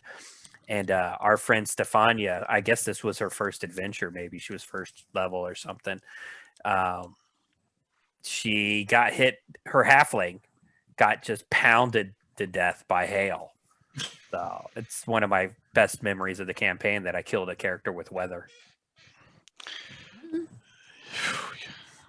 I That's got to pretty come up with more awesome, creative, actually. more Yeah, creative ways. Yeah. Definitely. I had a party that the worst thing that could happen to a Dreadwalker was to get captured, because we used the Kaordi, so you basically became a thrall, and our Dreadwalkers were so trained that this is the worst possible thing that could happen to you. The DM tracked the Triad down and said, I have somebody who just decided that they were going to shove a bag of holding inside of a haversack, because if you get lost in the plains, it's only 8 to use. You don't become a mind zombie. Is this okay? Can I sign off on it? And we were like, yep, somebody's getting a promotion inside the Dreadwalkers. And we should explain what TUs are real quick. Living Greyhawk player characters were allotted 52 time units. They just randomly happen to be 52 weeks in a year, says the RPGA. But each adventure cost time units to play. A regional adventure for your region cost 1 time unit. You travel to a different region, that costs 2 time units. Core mods cost 1 time unit, interactives, et cetera, et cetera, et cetera. So it was a way of preventing a character from going from 1st to 20th level in 1 year. And I do the math in my books forward, $9.95 on Amazon. It's been an hour. A PC could get to about 7th or 8th level in 1 year, get to 14th or 13th level the next year, and then get to retirement 15th, 16th level in year 3. And I think John would even argue with me that they had some sort of cheater system down to where they got PCs to 20th level before they even made the level cap in the campaign. Yep. And then the Circle saw someone at Gen Con using the Wish spell, and the Wish spell in 3rd edition uses up 25,000 experience points. So it prevents you leveling if you cast it enough.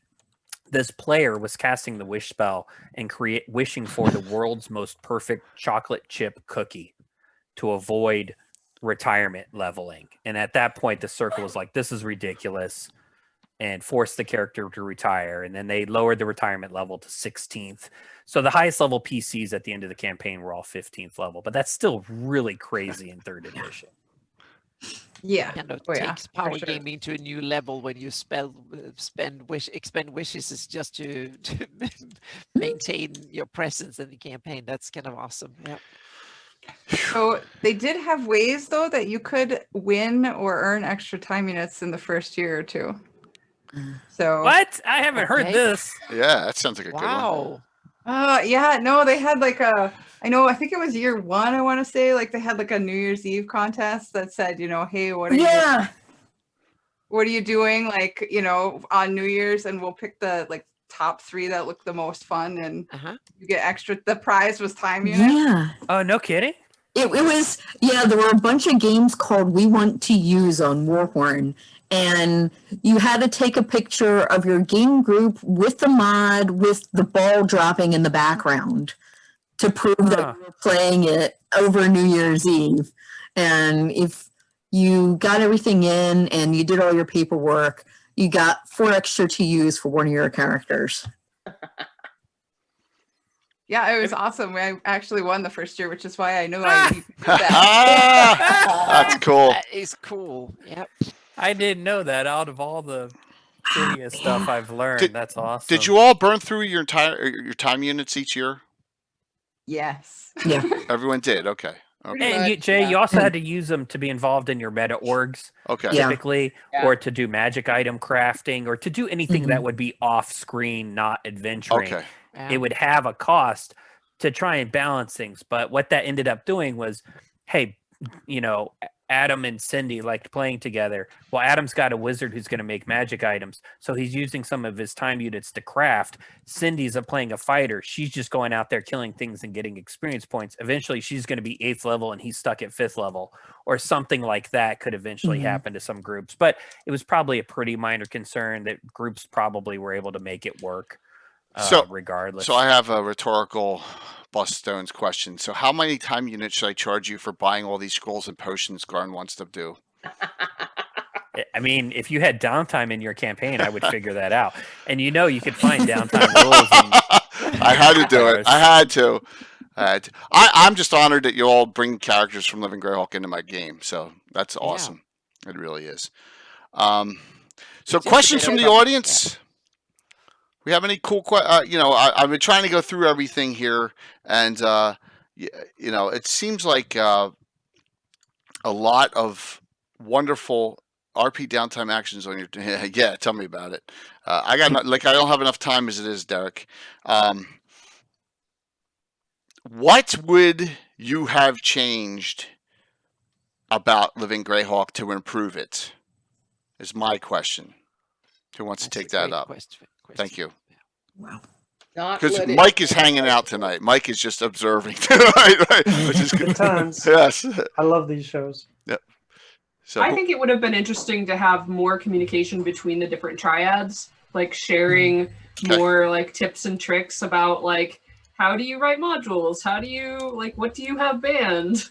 What have you found in your region that people are abusing, and how to preemptively ban it? But also the one pager that JR talked about earlier, I totally would have stolen that and done that for Duchy mods. Okay. Yeah. Anyone else want to take that up? Oh, that's a good one. I mean, the communication, maybe Yeah. a little promotion sometimes, a little bit more to get more. There was a lot of players though, especially at certain points I'm like, wow, are there a lot of people here? And you don't see that too much anymore. But Like, yeah, you'd the have to go to community- Gen that's Con, why right? the cross-regional interactive stuff was always pretty fun. They did one a year. They called it Conflict in the Vesvi with the Shieldlands, and so the two triads would sit, and it would be another long weekend thing, and they would sit and come up with this great big huge story thing, and it was for that affected both regions, and it was pretty fun. I Cool. think a lot of it had to do with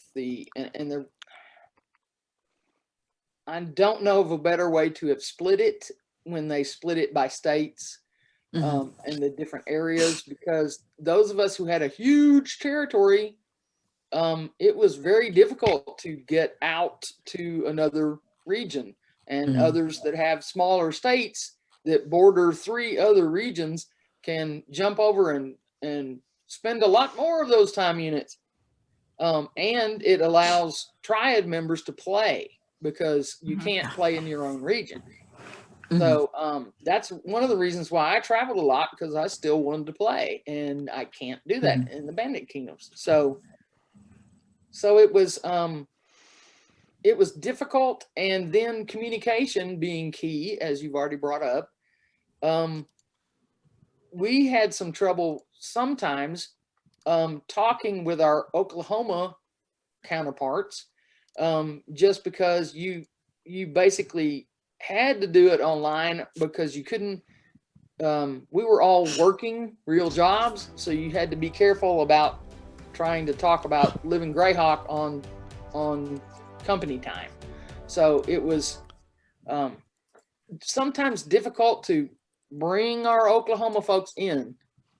But Yes, we have to remind younger viewers that this is before the smartphones and the Yeah. modern internet. With all right. You didn't have a supercomputer in your pocket that much in the early 2000s, the same way we have today. So yeah. Right. Yeah. We had Conrad on. Conrad was our comrade in Oklahoma. Yeah. And they did a convention in the Bandit Kingdoms where we ran it simultaneously in Texas and in Oklahoma in 2 different locations. And they were continually back and forth on the phone with each other, like, okay, now start the next round. Okay, well, did they do this or did they do that? Okay, and then 15 minutes later, all right, what'd they do? What are we doing? Yeah. I mean, yeah, they were doing that in 2005, 2006, with no technology that we have now, really. Right. Yeah. I mean, we were definitely spoiled. I mean, from Philly, it's, what, a 2-hour drive, 3-hour drive to DC, 3-hour drive to Connecticut, 8 hours to North Carolina, 8 hours to Montreal, Toronto, Ohio. I mean, we traveled a lot, and it was a very tight meta region because we happened to be East Coast, and it was easy to get from one to the next. So yeah, you were up, running Midnight Madness for fellow tribe members and talking about stuff. And we used our Yahoo groups a lot. And the one thing that I think we did well, all in all considering, other than using the heck out of the Yahoo group, was when we started doing the narratives in between the conventions, it was something to carry the story arc. We knew that, not everybody could travel. So if you never get to a convention, you're missing out on a huge part of the experience. Well, how do you get involved with, hey, if, Eric is always going to do his Storm Giant voice. How do you know what that's like? Well, you don't. But, by doing narratives, by doing a little, 2-page blurb every month on, hey, this is a little prelude, or this is what happened after that battle, when we got some of the meta regionals together, and it was like, hey, who's the Grand March commander? What are they like? Are they related to any Kyoish nobles? Hey, let's figure this out. And all of a sudden, now there's a reason people pay attention. And it was as much as we could do to try and get everyone involved, even if you couldn't travel. And there's none of that, like the Greyhawk Gazetteer was awesome because you got to read about your stuff, but it was static. And this made it more of a living campaign. And I know a lot of other regions started to pick up on that. And I don't know how it got started in ours, but it became a lifeline for, hey, this is how you keep all the stories going in between, the conventions. Absolutely. R.I.P. Yahoo groups. All of our Duchy history went away when Yahoo groups went away. Yeah. Yeah. How many of you gave it to Greyhawk Online and Christoph? Did you guys get that poured it over at all? A lot of the backups. I know he's trying to collect them all. Well, he's focused on websites and getting permission to rehost ancient websites. Okay. Wow.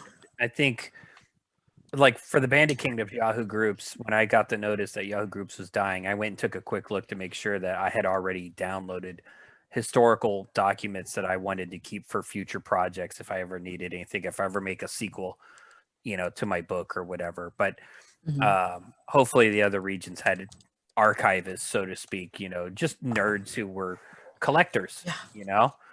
That's kind of one of our archetypes, right? Yeah.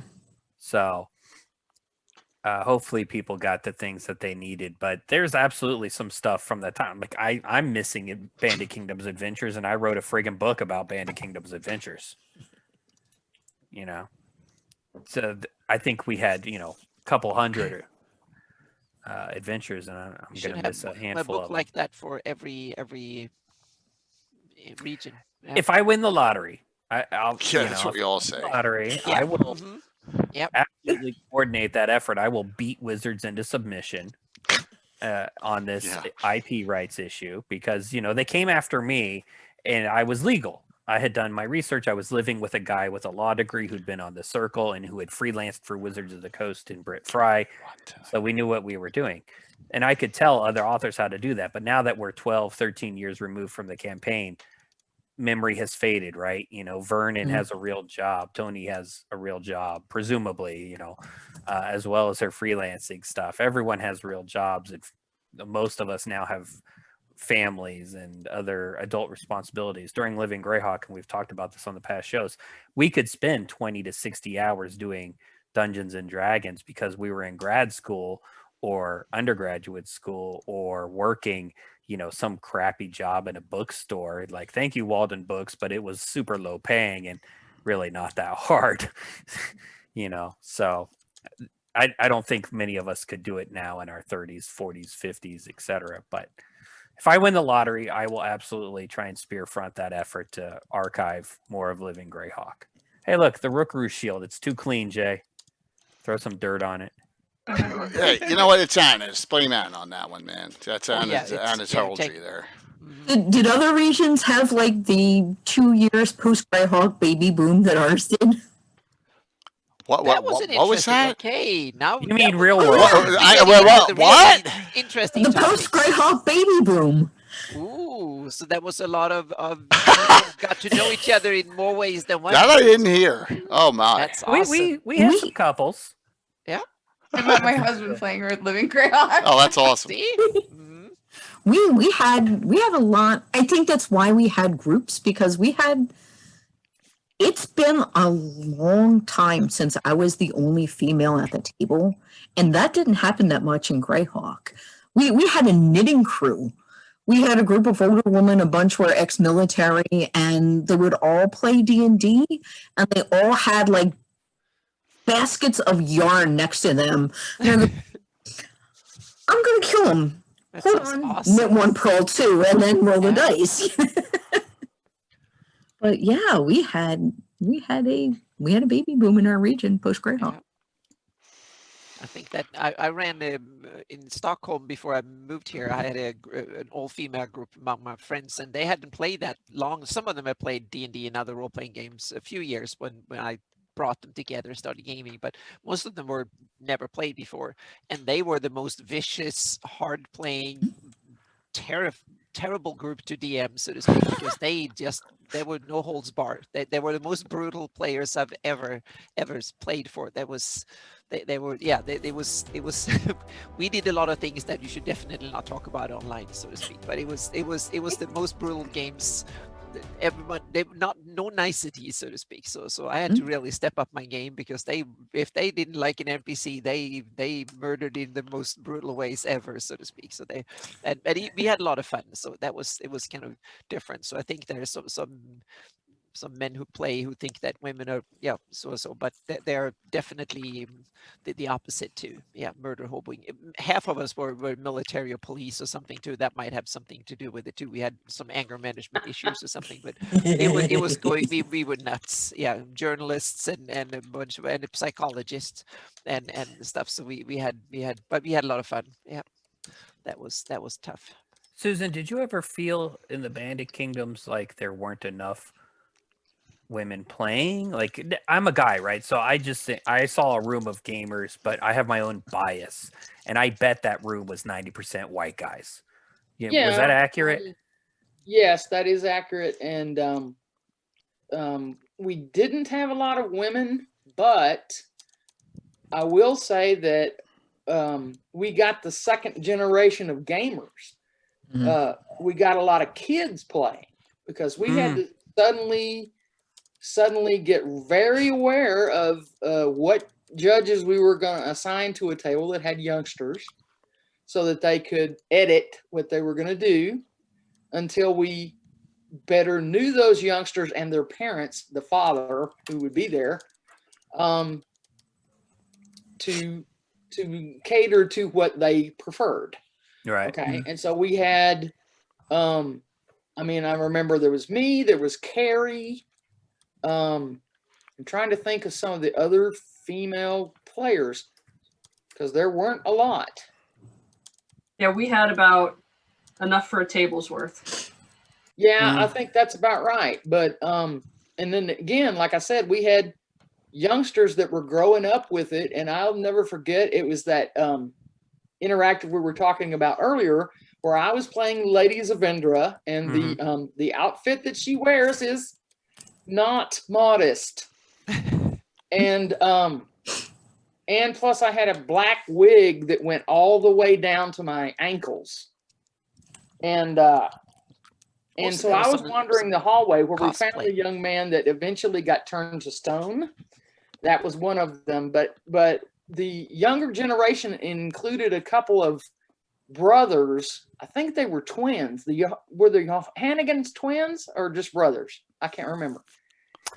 And they were out in the hallway. And so I went up to question them, and I had to, and I charmed them. I did some mind control on them to make them answer my questions. And I didn't get real suggestive with them, but just the way I was dressed, and I was looming over them, and they were about 12, 13 years old. And so we finished that whole encounter, and they were sort of frozen, and they got through with it, and they started walk away. And Britt turns to me and said, "It's been a long time since I've seen a young man go through puberty in the hallway in an interactive." She was wearing quite the outfit, people. I was thinking, how many? Didn't happen. I had a bodice, a custom bodice, and it had a dagger down the cleavage. Yeah. And so they were very focused on the handle of that dagger, so I naturally started playing with it. But I mean, they weren't seeing anything they wouldn't see on TV. It's just that they were seeing it from 2 feet away. They knew it was there. That was yeah. Yeah. But yeah, so the next generation, Carrie and Dave had a daughter, right? And this 10-year-old, 11-year-old girl would show up with her elf ears and aluminum chainmail. Ooh, and knew the rules inside and out. Like initially, I saw this in some of the other gamers because I was DMing, and they were like, "Oh, we don't want this kid playing. What's this? This kid is gonna. We're playing APL 8. You know, we're playing 7th and 9th level characters." And this girl just crushed it. She was playing a halfling rogue. She knew when to do stealth, sneak attack, you know, when to go invisible if she had that ability, whatever. And by the end of that table, all the guys were like, hey, we want you to come play with us at our next table. Yes. Because she crushed it. You know, that had to be, you know, That I young heard some lady- unfortunate. Right. Go ahead, Susan. Was raised at the game table, literally, Mhm. because I would go DM them at their house so that they wouldn't have to get a babysitter. Oh, nice. Mhm. And we would pass her around to the next player. If mom had to roll dice, she would just hand her to whoever was on the left, and we would all play with her. And I remember that Tim Har would teach her to flip through he would hold his fingers so that she could grab them and turn flips through his hands. And Wow. doggone if that young lady isn't an award-winning gymnast. Oh, no who kidding. just became a freshman at North Texas State this year. Good Wow. for her. Yeah. And what's funny, not funny, but just to kind of put a cap on this story about kids as gamers, her character got killed by Tom Brister, one of the BK Triad members. It was a clean death, you know, it was a good kill. And she teared up a little bit and then kind of just was like, it's okay. It's part of the game. I'll just get erased dead, you know. That's awesome. Right? Later, I killed some adult dude's PC and I watched him cry for 20 minutes. He was like, this is bullshit. I'm Yeah. never playing again, you know, threw Yeah. his books and pinned down on the ground and stormed around. He eventually calmed down. You know, we were friends. But Yeah. to this day, I remember the difference in the reactions. And I'm just like, Yeah. you know, this little girl handled her character dying. You know, I think we all need to remember it's a game.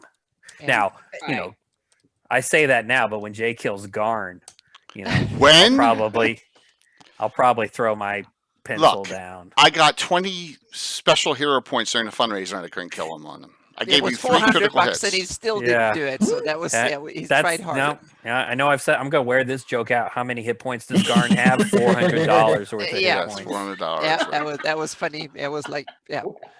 I got two big I do his best. I got two big questions out in the audience. I'm going to tie them in. Okay.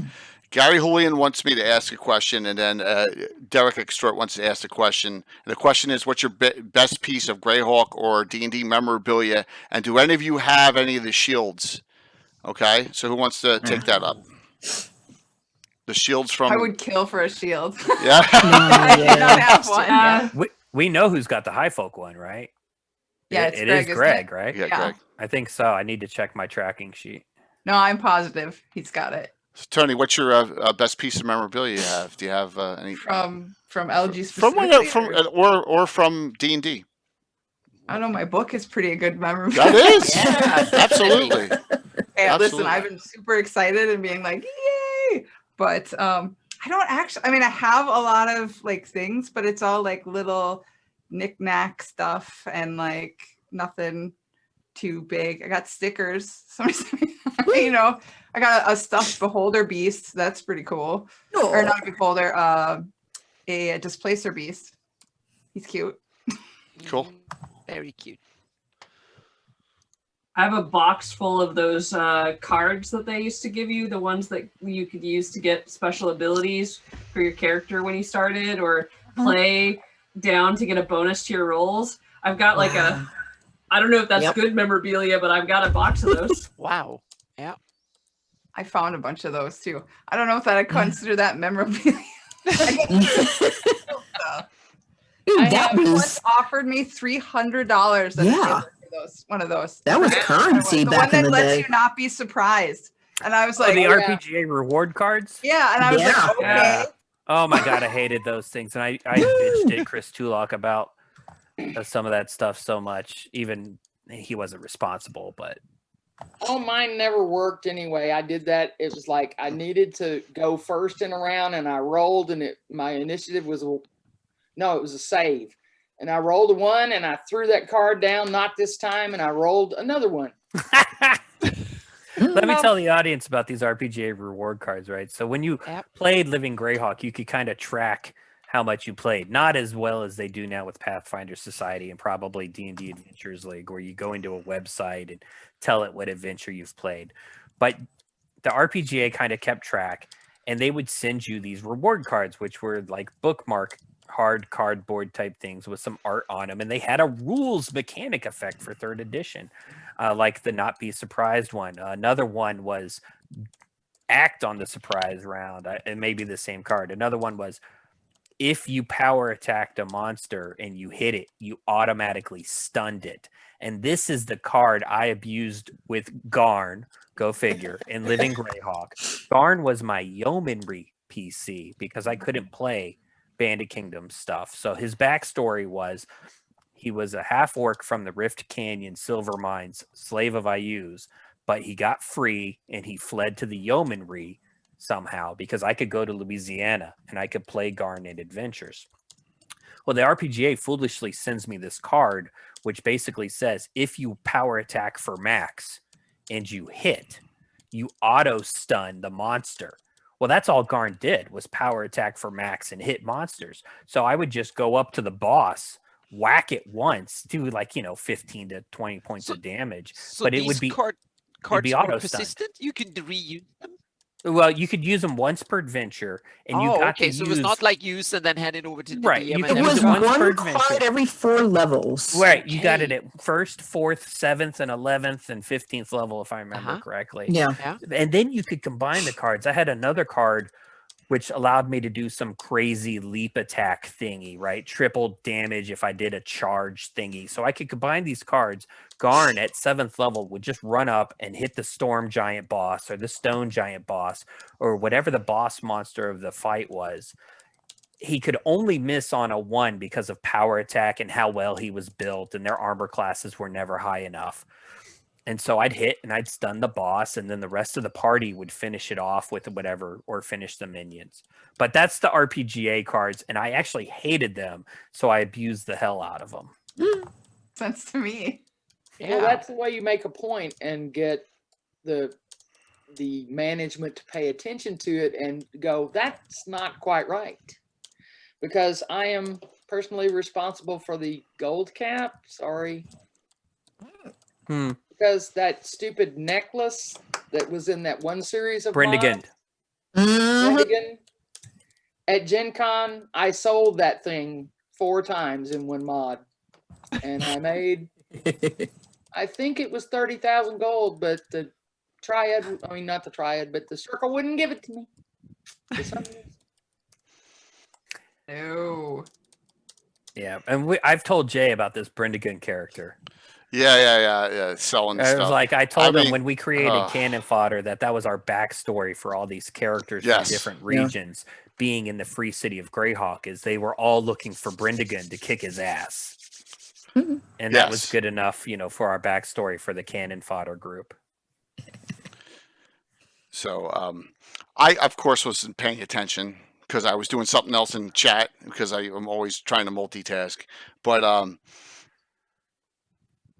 one final question. Because I know we're getting close to time. And we got shout outs will take forever too. Would you do it again? Would you do the whole thing again? And if you had the opportunity, would you bring it back in some format? Great question. Thanks, Anna. Yeah. Absolutely. Absolutely to both answers. Yeah. Absolutely. In fact, when quarantine started, we dusted off our old Living Greyhawk characters and started doing like a home game with them. Oh, no kidding. That's Very cool. awesome. Yeah. Which they were all obscenely high level, so it was kind of funny to watch everybody like, I forgot I could do this. What am I doing? like you just spent like days, like every time we play, we're like, oh, sorry you died. I could have saved you. Yeah, you had to relearn your character if you Yeah. don't play Yeah. it well. Well, Yeah. Tony, we got to reconvert one of them back to like 6th, 7th level for one of these 2 groups too. So that's You what have to we run did some with high everyone Yeah, else. level pick your adventures, favorite yeah. one. Yeah, pick your favorite one. Reconvert Yep. him or her Well, back. So Let me fix that. Pick one Thanks. that can Sure. convert to AD&D because my primary Living Greyhawk character just can't be converted to AD&D. Just what? Who? no. Yeah. Stop! That's She's because too- you got she's- 20 classes. Oh, Yeah. yeah. We ever heard. Oh we've my heard- God. Fun. Yeah, we've Oh, heard all the great. horror Needed to stories of Oh. how He's conversion a troubles. especially Priest of Kellan now, and he's No, that awesome. was a different Oh. character. Yeah.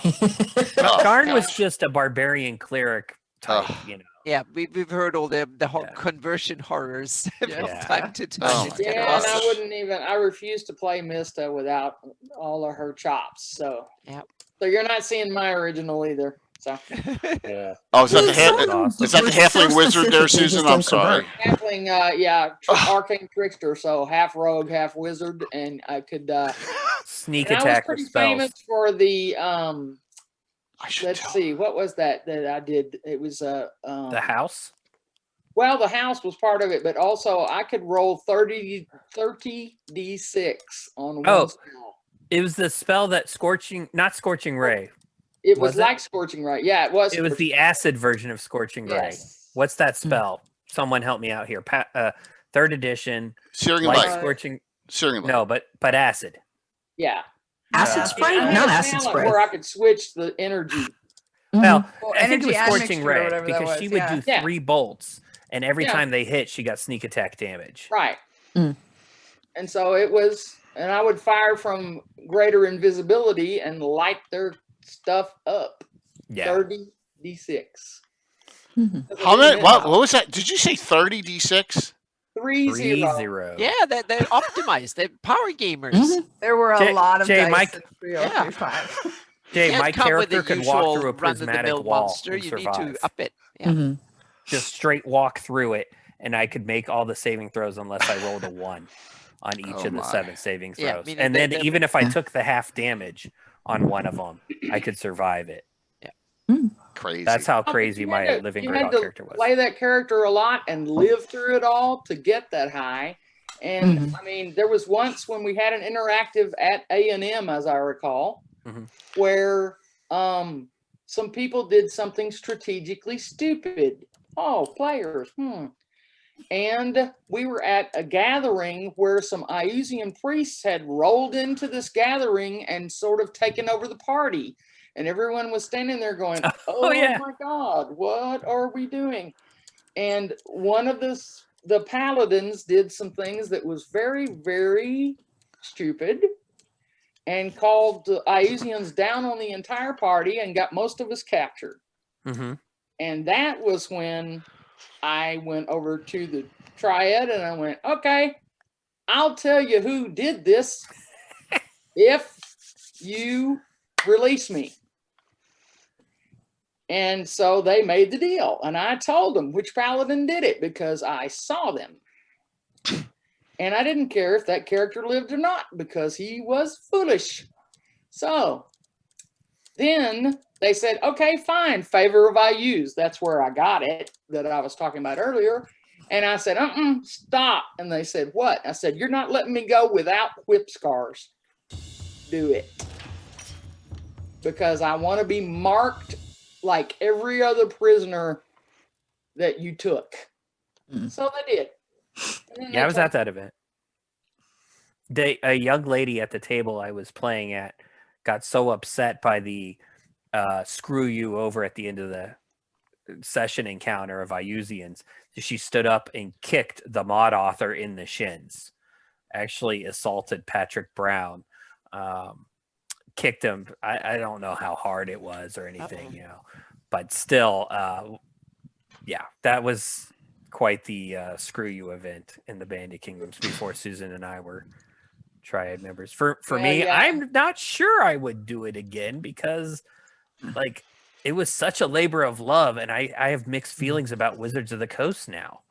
Like Yeah. they have not shown any sort of recognition for us in the years since then. And I have pitched to Chris Perkins, let's do a best of living Greyhawk adventure path. You know, give me a budget. I will go and buy the rights from the authors for the best I use meta regional mods, and we will tell the story of I use, you know, messing something up. And, you know, they're like, thanks, but we've got other ideas in mind. And, you know, I like 5th edition. You know, I like what they're doing, but for me, I just feel burned by Wizards of the Coast never really saying, you know what, guys, thank you for all that hard work. You know, Eric Mona will, SRM will, you know, Yeah. but the corporate entity itself, as Yeah. far as I know, has never come out and given us a pat on the back.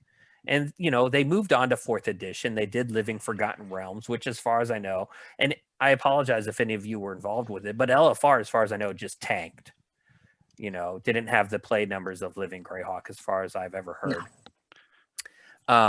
And now D&D's Adventures League is very successful, and it is built on the labor of former Living Greyhawk admins. You've got Eric and Greg and Chris Tulloch and Tony. You're involved in D&D Adventures League writing, aren't you?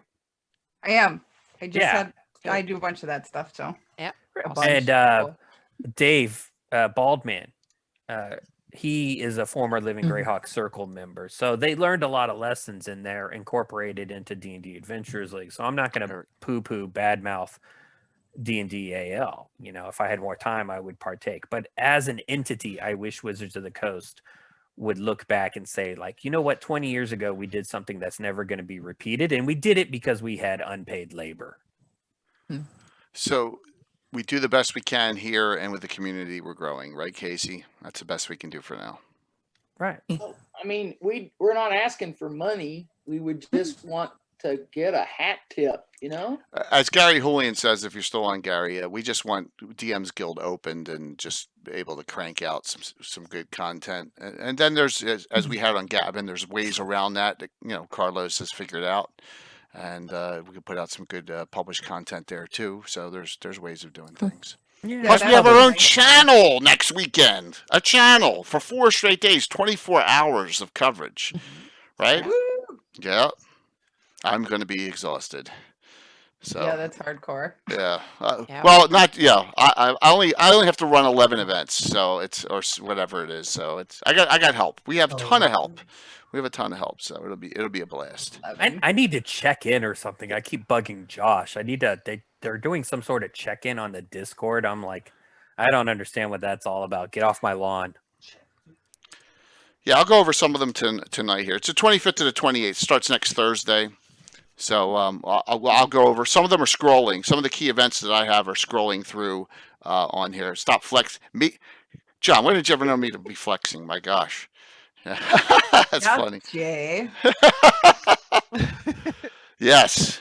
Got to show off all that weight loss. Hey, before we go into wrap up, Jay, and asking people what they're working on, can we get a little teaser from Tony about Candlekeep Mysteries? Can I ask? I was going to have Tony back for another Gavin, but we can do a teaser now. I don't see why not. Sure.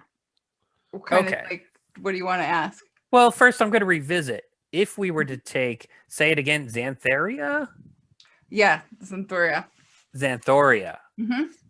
And set it in Greyhawk. Now it's in, spoiler alert, it's level 16 adventure, 5th edition. It's really friggin' dark and awesome.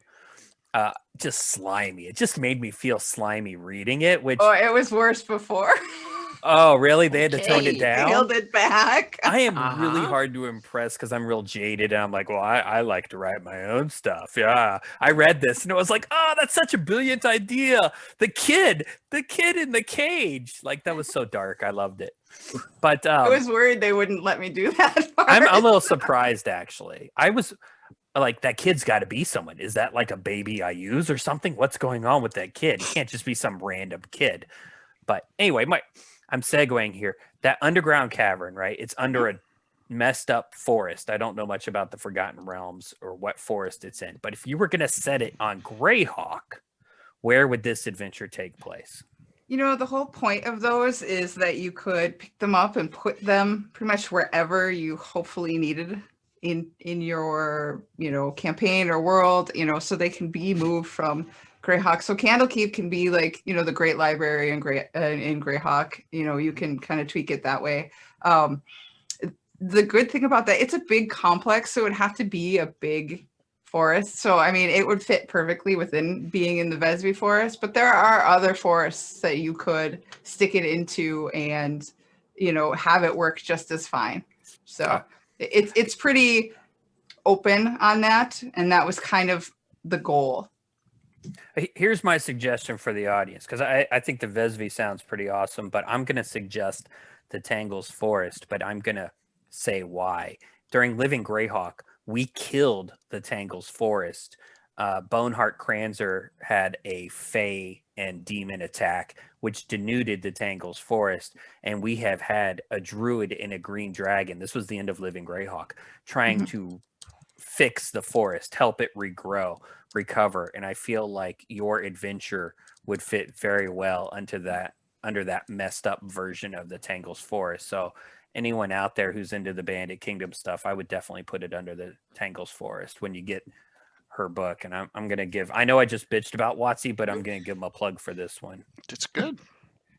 Absolutely. Well, I appreciate it. Yeah, Definitely. it's a really good adventure, Tony. Thank you. Very, very cool.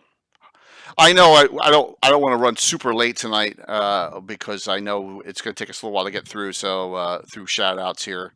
And I love to have everyone back again. Hopefully you guys and gals are enjoying this conversation. I know I am. And it's great to reminisce about living Greyhawk and find out stuff that you just didn't know about. And like I said, I kind of regret not doing it at that point. So why don't we do some, see what everyone has going on. So who wants to start? We'll start. Susan, what do you got going on? Oh, basically right now I'm working from home while my condo gets refurbished because I was a victim of snowpocalypse. But I work for the University of Texas, so we have things coming up. We're doing most of our stuff virtual. So we have to do virtual version of Honors Day to honor the students. We have to do virtual version of a thing called UT Remembers, where we honor anyone associated with the university that passed this past year. And then we will do the first live action event we've done in over a year. Wow. Will be commencement at the DKR Stadium, socially distanced. I know, in fact, how many chairs will fit socially distanced on that football. So, anyway, that's what we're doing. We're trying to give the students more than we were able to give them last year because it was completely virtual last year. And so we're working on those projects. That's what I'm doing right now. Very, very cool. Well, appreciate it. We should have another Cannon Fodder game coming up in the near future too, and that'll be fun. Absolutely. Hey, Denise, how about you? Thank you for coming on tonight too. Yeah, it was fun. I enjoy these conversations. I mean, I haven't been up too much gaming-wise lately. I've read through most of the Duchy of Ernst modules for the last Duchy of Ernst one, and that was fun. And otherwise, I've been watching the Marvel Cinematic Universe in timeline order. So Nice. WandaVision is serious business, but that's all I'll say about that. We should just do a show on WandaVision. We should have like I want to hear what y'all's thoughts are about WandaVision. Well, we always go off beat occasionally. I had D&D movies of the 80s and 90s for sake, right, Casey? Yeah. And that was a fun discussion. We still need to do offbeat RPG games, like we were talking about Toon and all those games, right? And Paranoia and all those, yeah. So, I don't want to spoil WandaVision for anyone, but WandaVision was a D&D campaign, but Wanda was the bad guy. Yeah. The PCs were Agent Wu and Darcy and Monica Rambeau, etc. So true. Yeah. We have to do Kids on Bikes too in our and Mouse Guard. Cool. Thank you. JR Judy, what's going on? Oh, I'm transitioning work-wise, so it's one of the reasons I'm here now is after many years of working second and third shift. So once I figure out my sleep schedule again, I'm gonna get back into writing because Greyhawk was probably the most creative time of my life, and I do miss that. And since can't do much outside anymore, although they officially allowed special events again in Philadelphia as of next month. So PAX Unplugged may be like not virtual this year. That's my big one because it's 6 miles from my house, Judy. So, It's 3.5 for mine. awesome. Wait a minute. Well, let's. So we're Judy, 9 you miles said apart. Yeah. I can add. See? Judy, your shift has changed. Well, that's cool. Yeah. I'm back to normal daytime hours. Nice. So for our next Jobs, and game, so no more working. During This the is the game. first time I have not worked during the time change in a while. Cool.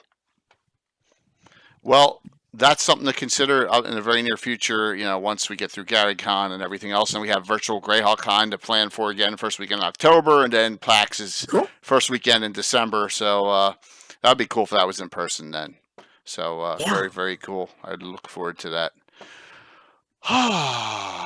Tony, what's going on besides you in your basement? Hold the book up. Yeah. One more time. Keep on, sure. I command you all to go out and buy it. See, I always Yes. joke I give Mike $5 when he does this for me. So now, Yeah. I'm. I'll give you $5. $5. That sounds good. Yeah, Yeah. yeah. Sweet. No, do you know how long I had to keep that quiet? I mean, how many months before publication did you write it, so to speak? Or how long before? Year and a half?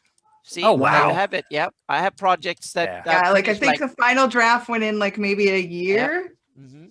Yeah. So the- before quarantine, I was Yeah. like, Well, Wow. congratulations, because Yeah. getting into a big hardcover WotC published book, It's awesome. Yeah. you're right. That's That's an achievement. deal. Should be very yeah. proud. And if it never happens again, that's fine. I'll just ride this out. I'll just enjoy it because young me is like, yay.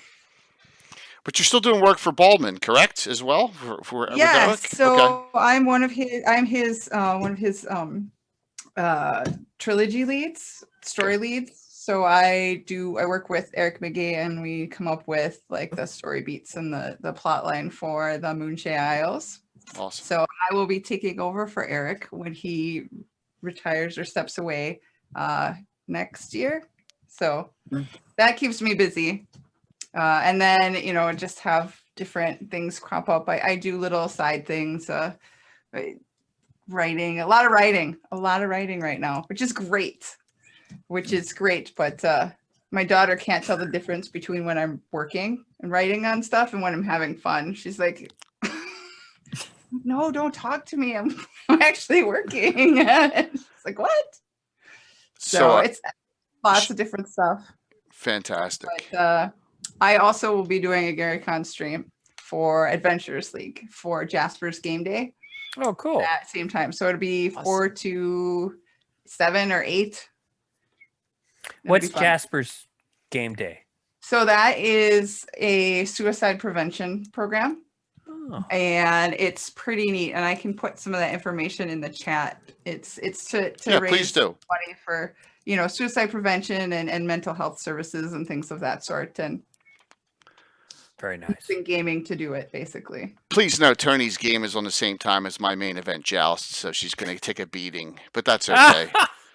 I'm kidding. You're going down. That's I awesome. suspect Down she like has a more, clown. yeah. I think she has more Twitter followers than you, probably. Plus we have Head- David Daughter Har- just thrown. Wait, plus we have David Harbour on the main Gaxmore channel at the same time, too. So From it's not. Stranger Yeah, we're both Things? going. Yes. That poor guy would have nothing to. Yes. We lose. Yeah. We're in a golden age of celebrities showing their nerddom. Yeah. Isn't that So- fun? Yeah, it's all absolutely. good. I'm having some harmless fun here. We're gonna, it'll be a blast. Definitely, and it's so I'm so happy to see that the convention is really taking on 4 channels. So, but we're the only one with 24-hour coverage. Just note that, please. Yeah, you are much more hardcore. Oh, we got Armin from New Zealand in the middle of the night. We have Praetor's Rejects doing Saturday night after the joust. We got it covered. So, plus John Blue Box, he's starting at 6 o'clock in the morning with a talk show on Saturday. It's crazy, but we're gonna have a blast. Thank you for that link, Tony. That's awesome. Yeah. All right, Anna. Charity, so Okay, Yeah. so yeah, I'm not going Absolutely. to be too long today, but first the campaign report. yes, they're still 0 level, and yes, they're still in the village. They haven't left the village, and we've had 7 sessions. So yeah, Guys, Anna's had 7 sessions, Yeah, and they're 7 0 sessions. level. yeah, they're 0 level still, and they haven't left the village yet. But Bakun is killed. That was the amazing thing. That was going to be one of the major villains in the campaign. So I introduced him early because I thought that would thwart him. But they managed to storm it and had some good help. And all of a sudden, thanks to the kind of brutal, I'm running Pathfinder 2 rules, and combat can get quite a gritty, so to speak. And they had some really good luck with the dice and managed to get 2 or 3 crits in the first round, and all of a sudden he went down, and that was it. But what they haven't realized yet is that they say, oh, we want a spell book, we want a spell book.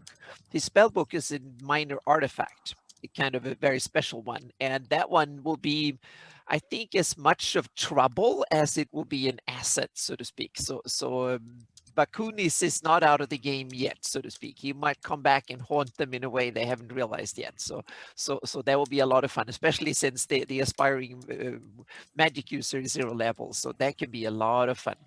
So there is some revenge coming that way too. So it's not over yet, so to speak. So in a way, I kind of love this, but so we'll see. So the campaign is going, but now thanks to GaryCon, there will be no session next Sunday. So or the Sunday afterward, or during GaryCon, so we have to actually wait afterwards. So we have to wait 3 weeks before we have our next session. But on the mapping front, I'm working really hard to get some good things ready for my seminar. So there will be some, at least a little bit news and updates and stuff. And also there will be the atlas that kind of fell through, and it was done, but that was not really presented, and the PDF was not really updated and stuff. So that will have gotten some love. So there will be new posts on my website tonight or tomorrow with new links and a new presentation on it. Will come tomorrow. I don't think I will manage to get that done tonight. So it will be tomorrow.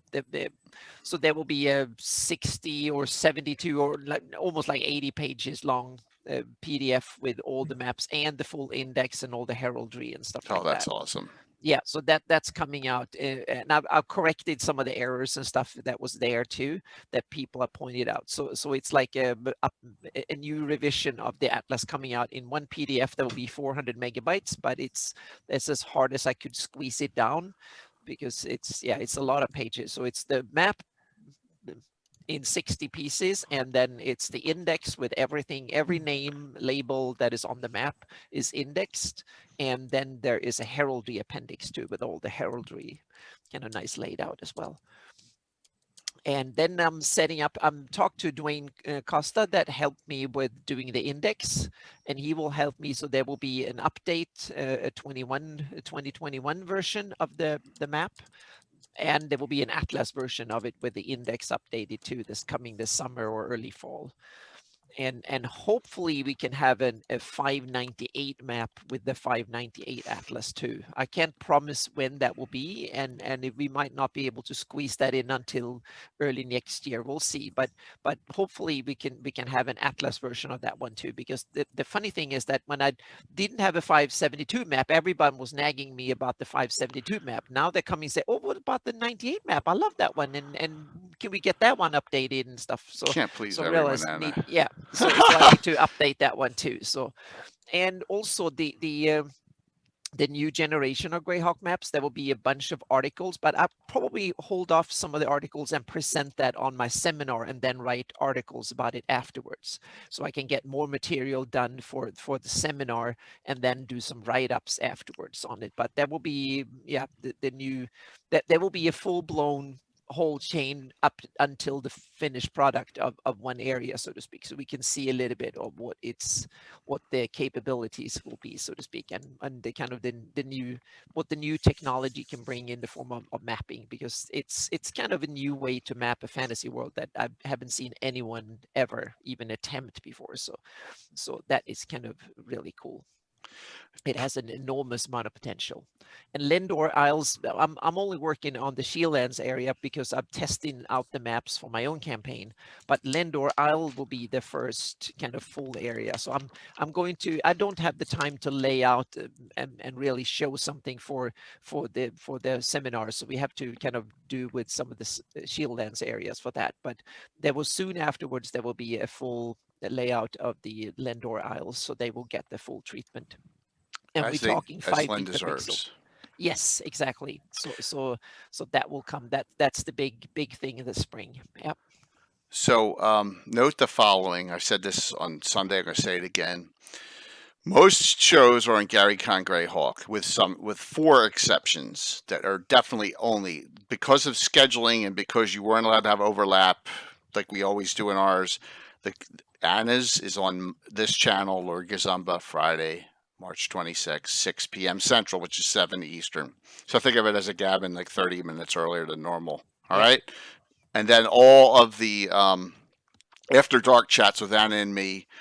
Oh my God, I can't believe I'm doing this to myself. We're on at midnight Eastern, right? Yep. Midnight Eastern on this channel. Whoops, I don't know what I just did there. Give me a second here. I nicked something out here. I gotta get this off the screen before I kill the stream. There we go. Yes, so note that those will be only on here as well, and What then night? everything else is on GaryCon Greyhawk. So Jay, when are you doing those crazy late night? late shows? night. So No, like when? Every each night? Yeah, we're gonna do it. Each- Yeah, I Oh, know. I'm a alright. glutton for punishment. I gotta be down in the basement changing terrain out anyway, so I'm gonna be down there, and Anna and I are gonna be just chatting, and we'll have some guests on, and we'll just talk about what Yeah. happened during the day and what's gonna happen tomorrow. Maybe I'll pop in and recap the tourney a little bit. Yes, I pushed the Definitely. wrong button and almost crashed everything there. Yeah, exactly. We'll have some fun. We'll have some guests on, and we'll just That's you good. know, I got a lot to do between times. I might as well take advantage of it, and that'll be it'll be a fun one. So Yeah, sleep is overrated. yeah, sleep is going to be overrated those 3 days. I've already planned ahead so I don't get my behind kicked by the powers that be, if you understand what I'm saying. So,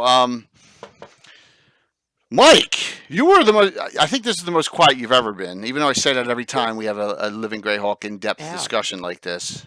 What's up? Yeah, I enjoy these shows because after a hard day at work, I just like to sit back and listen to all Okay. everyone's stories, and so it was a really good time. Of course, I was never involved with Living Greyhawk, so that's why I leave most of that stuff to Casey and whatnot.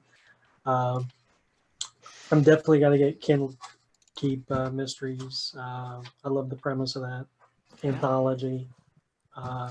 Also, everybody pre-order United Kingdoms 2. That's awesome. Yep. Mm-hmm. That was awesome.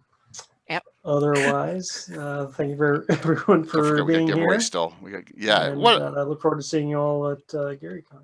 Yeah. thank you so wonderful, much for coming wonderful group I again. should send you the mock-up cover for the. That That is was funny. brilliant. Yep. Yeah. Ready? I'm gonna burn through this.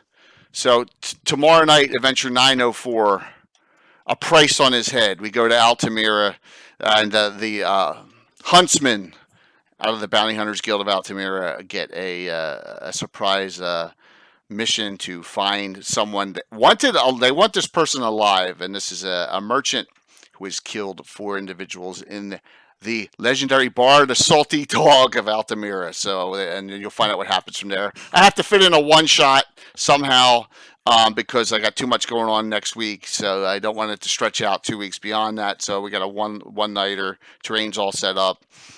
So that'll be a fun one. Tomorrow night's Gamescape 3Ds giveaways. So if you got an STL, got some STLs for printer files tomorrow night. Sunday night, Monster Show.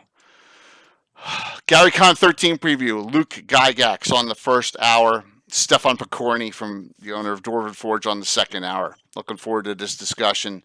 So Anna and I will have a little fun talking with them about what's going on. And then we'll talk about, I will, like I did during GrailCon, I'll push a lot of shows that are, a lot of events that aren't full. I'll go through the list, and anyone who needs to pick me up, we're trying to get as many of our Greyhawk. I think we had 55 events. I want to get them all sold out. That's the goal. So I'll do what I can to help out everyone. That is Sunday. One final event, the event right before GaryCon is, and it's all Gary Julian, right? It's Gary Julian's next Legends and Lore next Wednesday, the day before GaryCon starts. Everything you always wanted to know about the Isle of Dread with Gary Julian. Now I hear Rich Longitalis is coming on as well to help with that discussion on Savage Tide, but Gary has a giveaway that he's put together too for everyone, and it'll be a blast. So that was pushed back from 2 weeks ago, so that'll be our last pre-GaryCon show on Wednesday. Now we're going to get in some of the meat of GaryCon. I can't go through. I'll go through a lot more on Sunday night, but just note some of the key events you've been seeing scrolling. For me, the big event Thursday night is our DM's Roundtable discussion. Anna and I will be hosting the owner of Troller Games, Stephen Chenault, Jason Vey, Chuck Cumbo from Troller Games, Time Lord's wife, Kayla, was our newbie in that discussion, and William Henry Dvorak, who's made from Wicked Studios, has made every DM's Roundtable I've ever had. And that'll be on Thursday night, 7 p.m. Central. That'll be on the GaryCon Greyhawk channel. That'll be our main event on Thursday. Friday is Anna's event, and then we raid into Carlos's game, the 9, which he showed how great that's going to be coming up, and that's going to be his new publication out after that, and that's the big thing going on Friday. Saturday, unfortunately, I'm going to have to kick Tony's butt with this, but where is? Oh no, I can't even find it. It's got to be here. Now you guys can see my. There it is. All right, so my big event, and you've been seeing pictures of the Grand Joust of Altamira, 16 competitors. So I think there were 6 open signups. Is it sold out yet, everyone? It's probably close to. I know Von Moku got into it.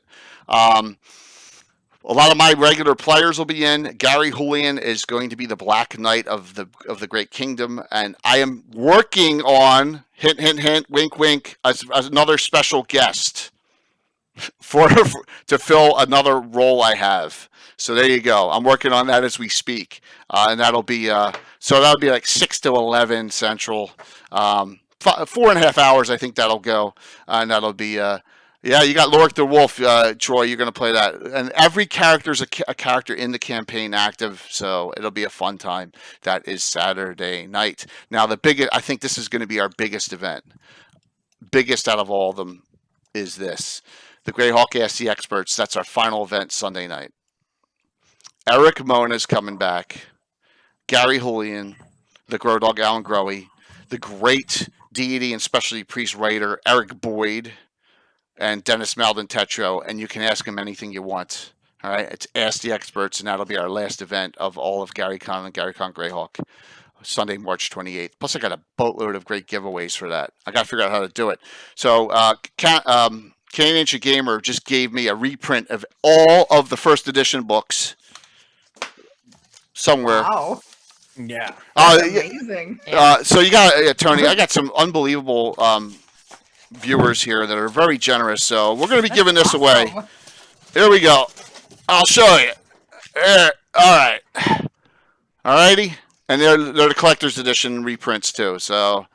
Nice. Very nice. All right. Nice. Whoops. They're beautiful. Yeah, you'll have these. Also, because Eric's here, I'm going to be giving this away too, which Eric gave, which Canadian gave me too a little while ago. In celebration, Expedition to Ruins of Greyhawk, we'll give this reprint away too that night. So I got a lot of stuff.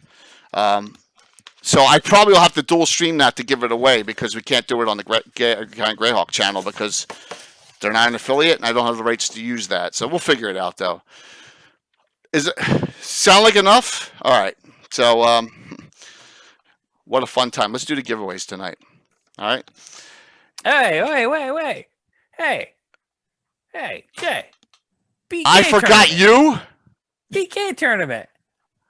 Come on. Yeah. You talk about all this big Go ahead, fancy Casey. stuff you're doing during Go here. ahead, Casey. I apologize. You are absolutely correct. I'm a little burnt, so go ahead. No.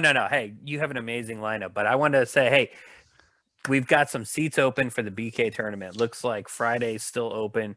Saturday's mostly open. Sunday needs 2 people. Same tournament that ran in virtual Greyhawk Con. We've got prizes. We're going to do table voting on best role player or just player, like the RPGA used to do, most valuable player, winning table. Now, John Indicaris is in the audience. He won at the last convention. He got a signed copy or a copy of the book as well, and everyone gets PDF. So I just want to encourage people, if you're looking for things to do at GaryCon, it's Pathfinder 1E. It is an adaptation of a Bandit Kingdom's Living Greyhawk adventure. Roll 20, and it's really spooky, and just go find it, and we'll have some fun. Please note there were so many great contributors to this. And if I did not mention you, I apologize, but there are a lot.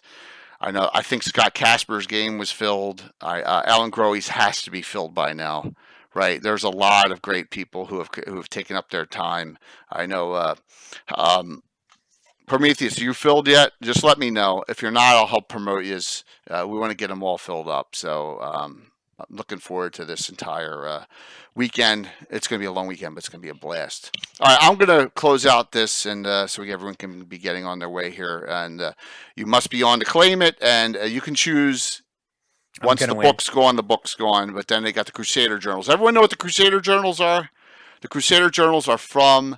It's every publication of them from Troller Games, right? Every single one that they ever did. And now I got to find that real quick here. Give me 1 second, and I'll leave this up. This is here you go. And there's articles in there. There's 27 issues. There's articles in there from Gary Gygax, Jim Ward, and Troller Games, one of our sponsors, is kind enough to give us this compilation to give out.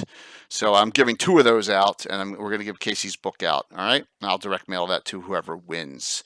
So here we go. Closing this stuff out, and let's get this going here. Giveaways. Will Jay hit the wrong button? Let's hope not. First winner. Ready? I better write down. First winner is Troy Cannibal Eridar. Awesome, Troy. What do you want? You let me know, man. I think you already have the Crusader Journals. So I know you're there, Troy. I just saw you. So let me know. All right. There it goes. Which one do you want? You want Casey's? Got it. Casey's signed book. Wow. Enjoy. Got it, Troy. No problem. And you got to tell me what I wrote in it. I wrote like 20 individual. I always, unfortunately, this one up here is my unsigned copy. All right, the next 2 winners, Crusader Journals. Okay, you get the Crusader Journals. Hey, John D, good to see you, and good to see that you're playing in Horton Holes Part 1. Looking forward to DMing for you. He always wins something he already has. Patrick, I already know you have that, right? I know he's got the Crusader Journals. Patrick, it happens to you all the time, man. All right, let me pick another winner there. Patrick, I'll see if I can work something else out for you. Please gift it to Dennis. Who's Dennis? Who's Dennis? Who's that? Dennis, Patrick, be a little more specific. I'll give it to whoever you want, so let me know. And Grape Ape, congrats, Grape. Oh, Denise. Denise, you want that? You want the Crusader Journals? There you go. All right, no problem. Denise, whisper me your email. That'd be great. Thank you so much, Canadian Gamer. Whisper me your email address, okay? And I'll get you the code and all that, okay? Just whisper me your email address. That was nice. Great Bay, Texas. Awesome. Pass it on. You have them too? Grape, you want to pick someone you want to give them to? If you don't, I will you already have them. That's crazy. What, do you win something else? Lex, George, you have them? I think George has them too. Okay. I'll pick a new winner. Pick a new winner. It's the easiest way to do it. Fraley, I know you don't have them. All right, guess what? I'll give you 3. Extort, you got it. Fraley, I'll give you 1 too. Troller Games won't mind, trust me. So it's not. Yeah, George won't. I mean, Chuck won't mind. So there you go. You both want. I'll give them out both. All right. Who are we rating tonight? Yeah, who's? We're gonna rate Guild Superior.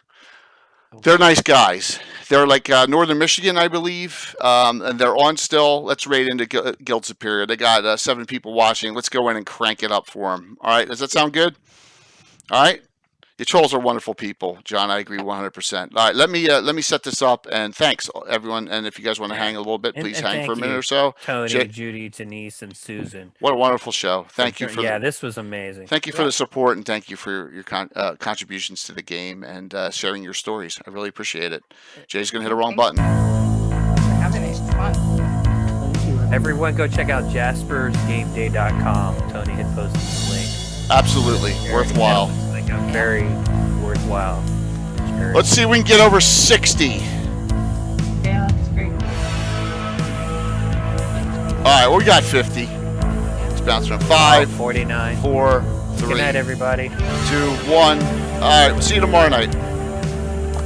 Boom.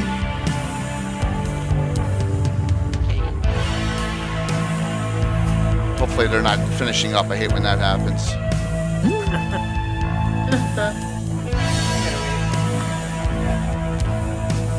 All right, let me go exit here, turn this off.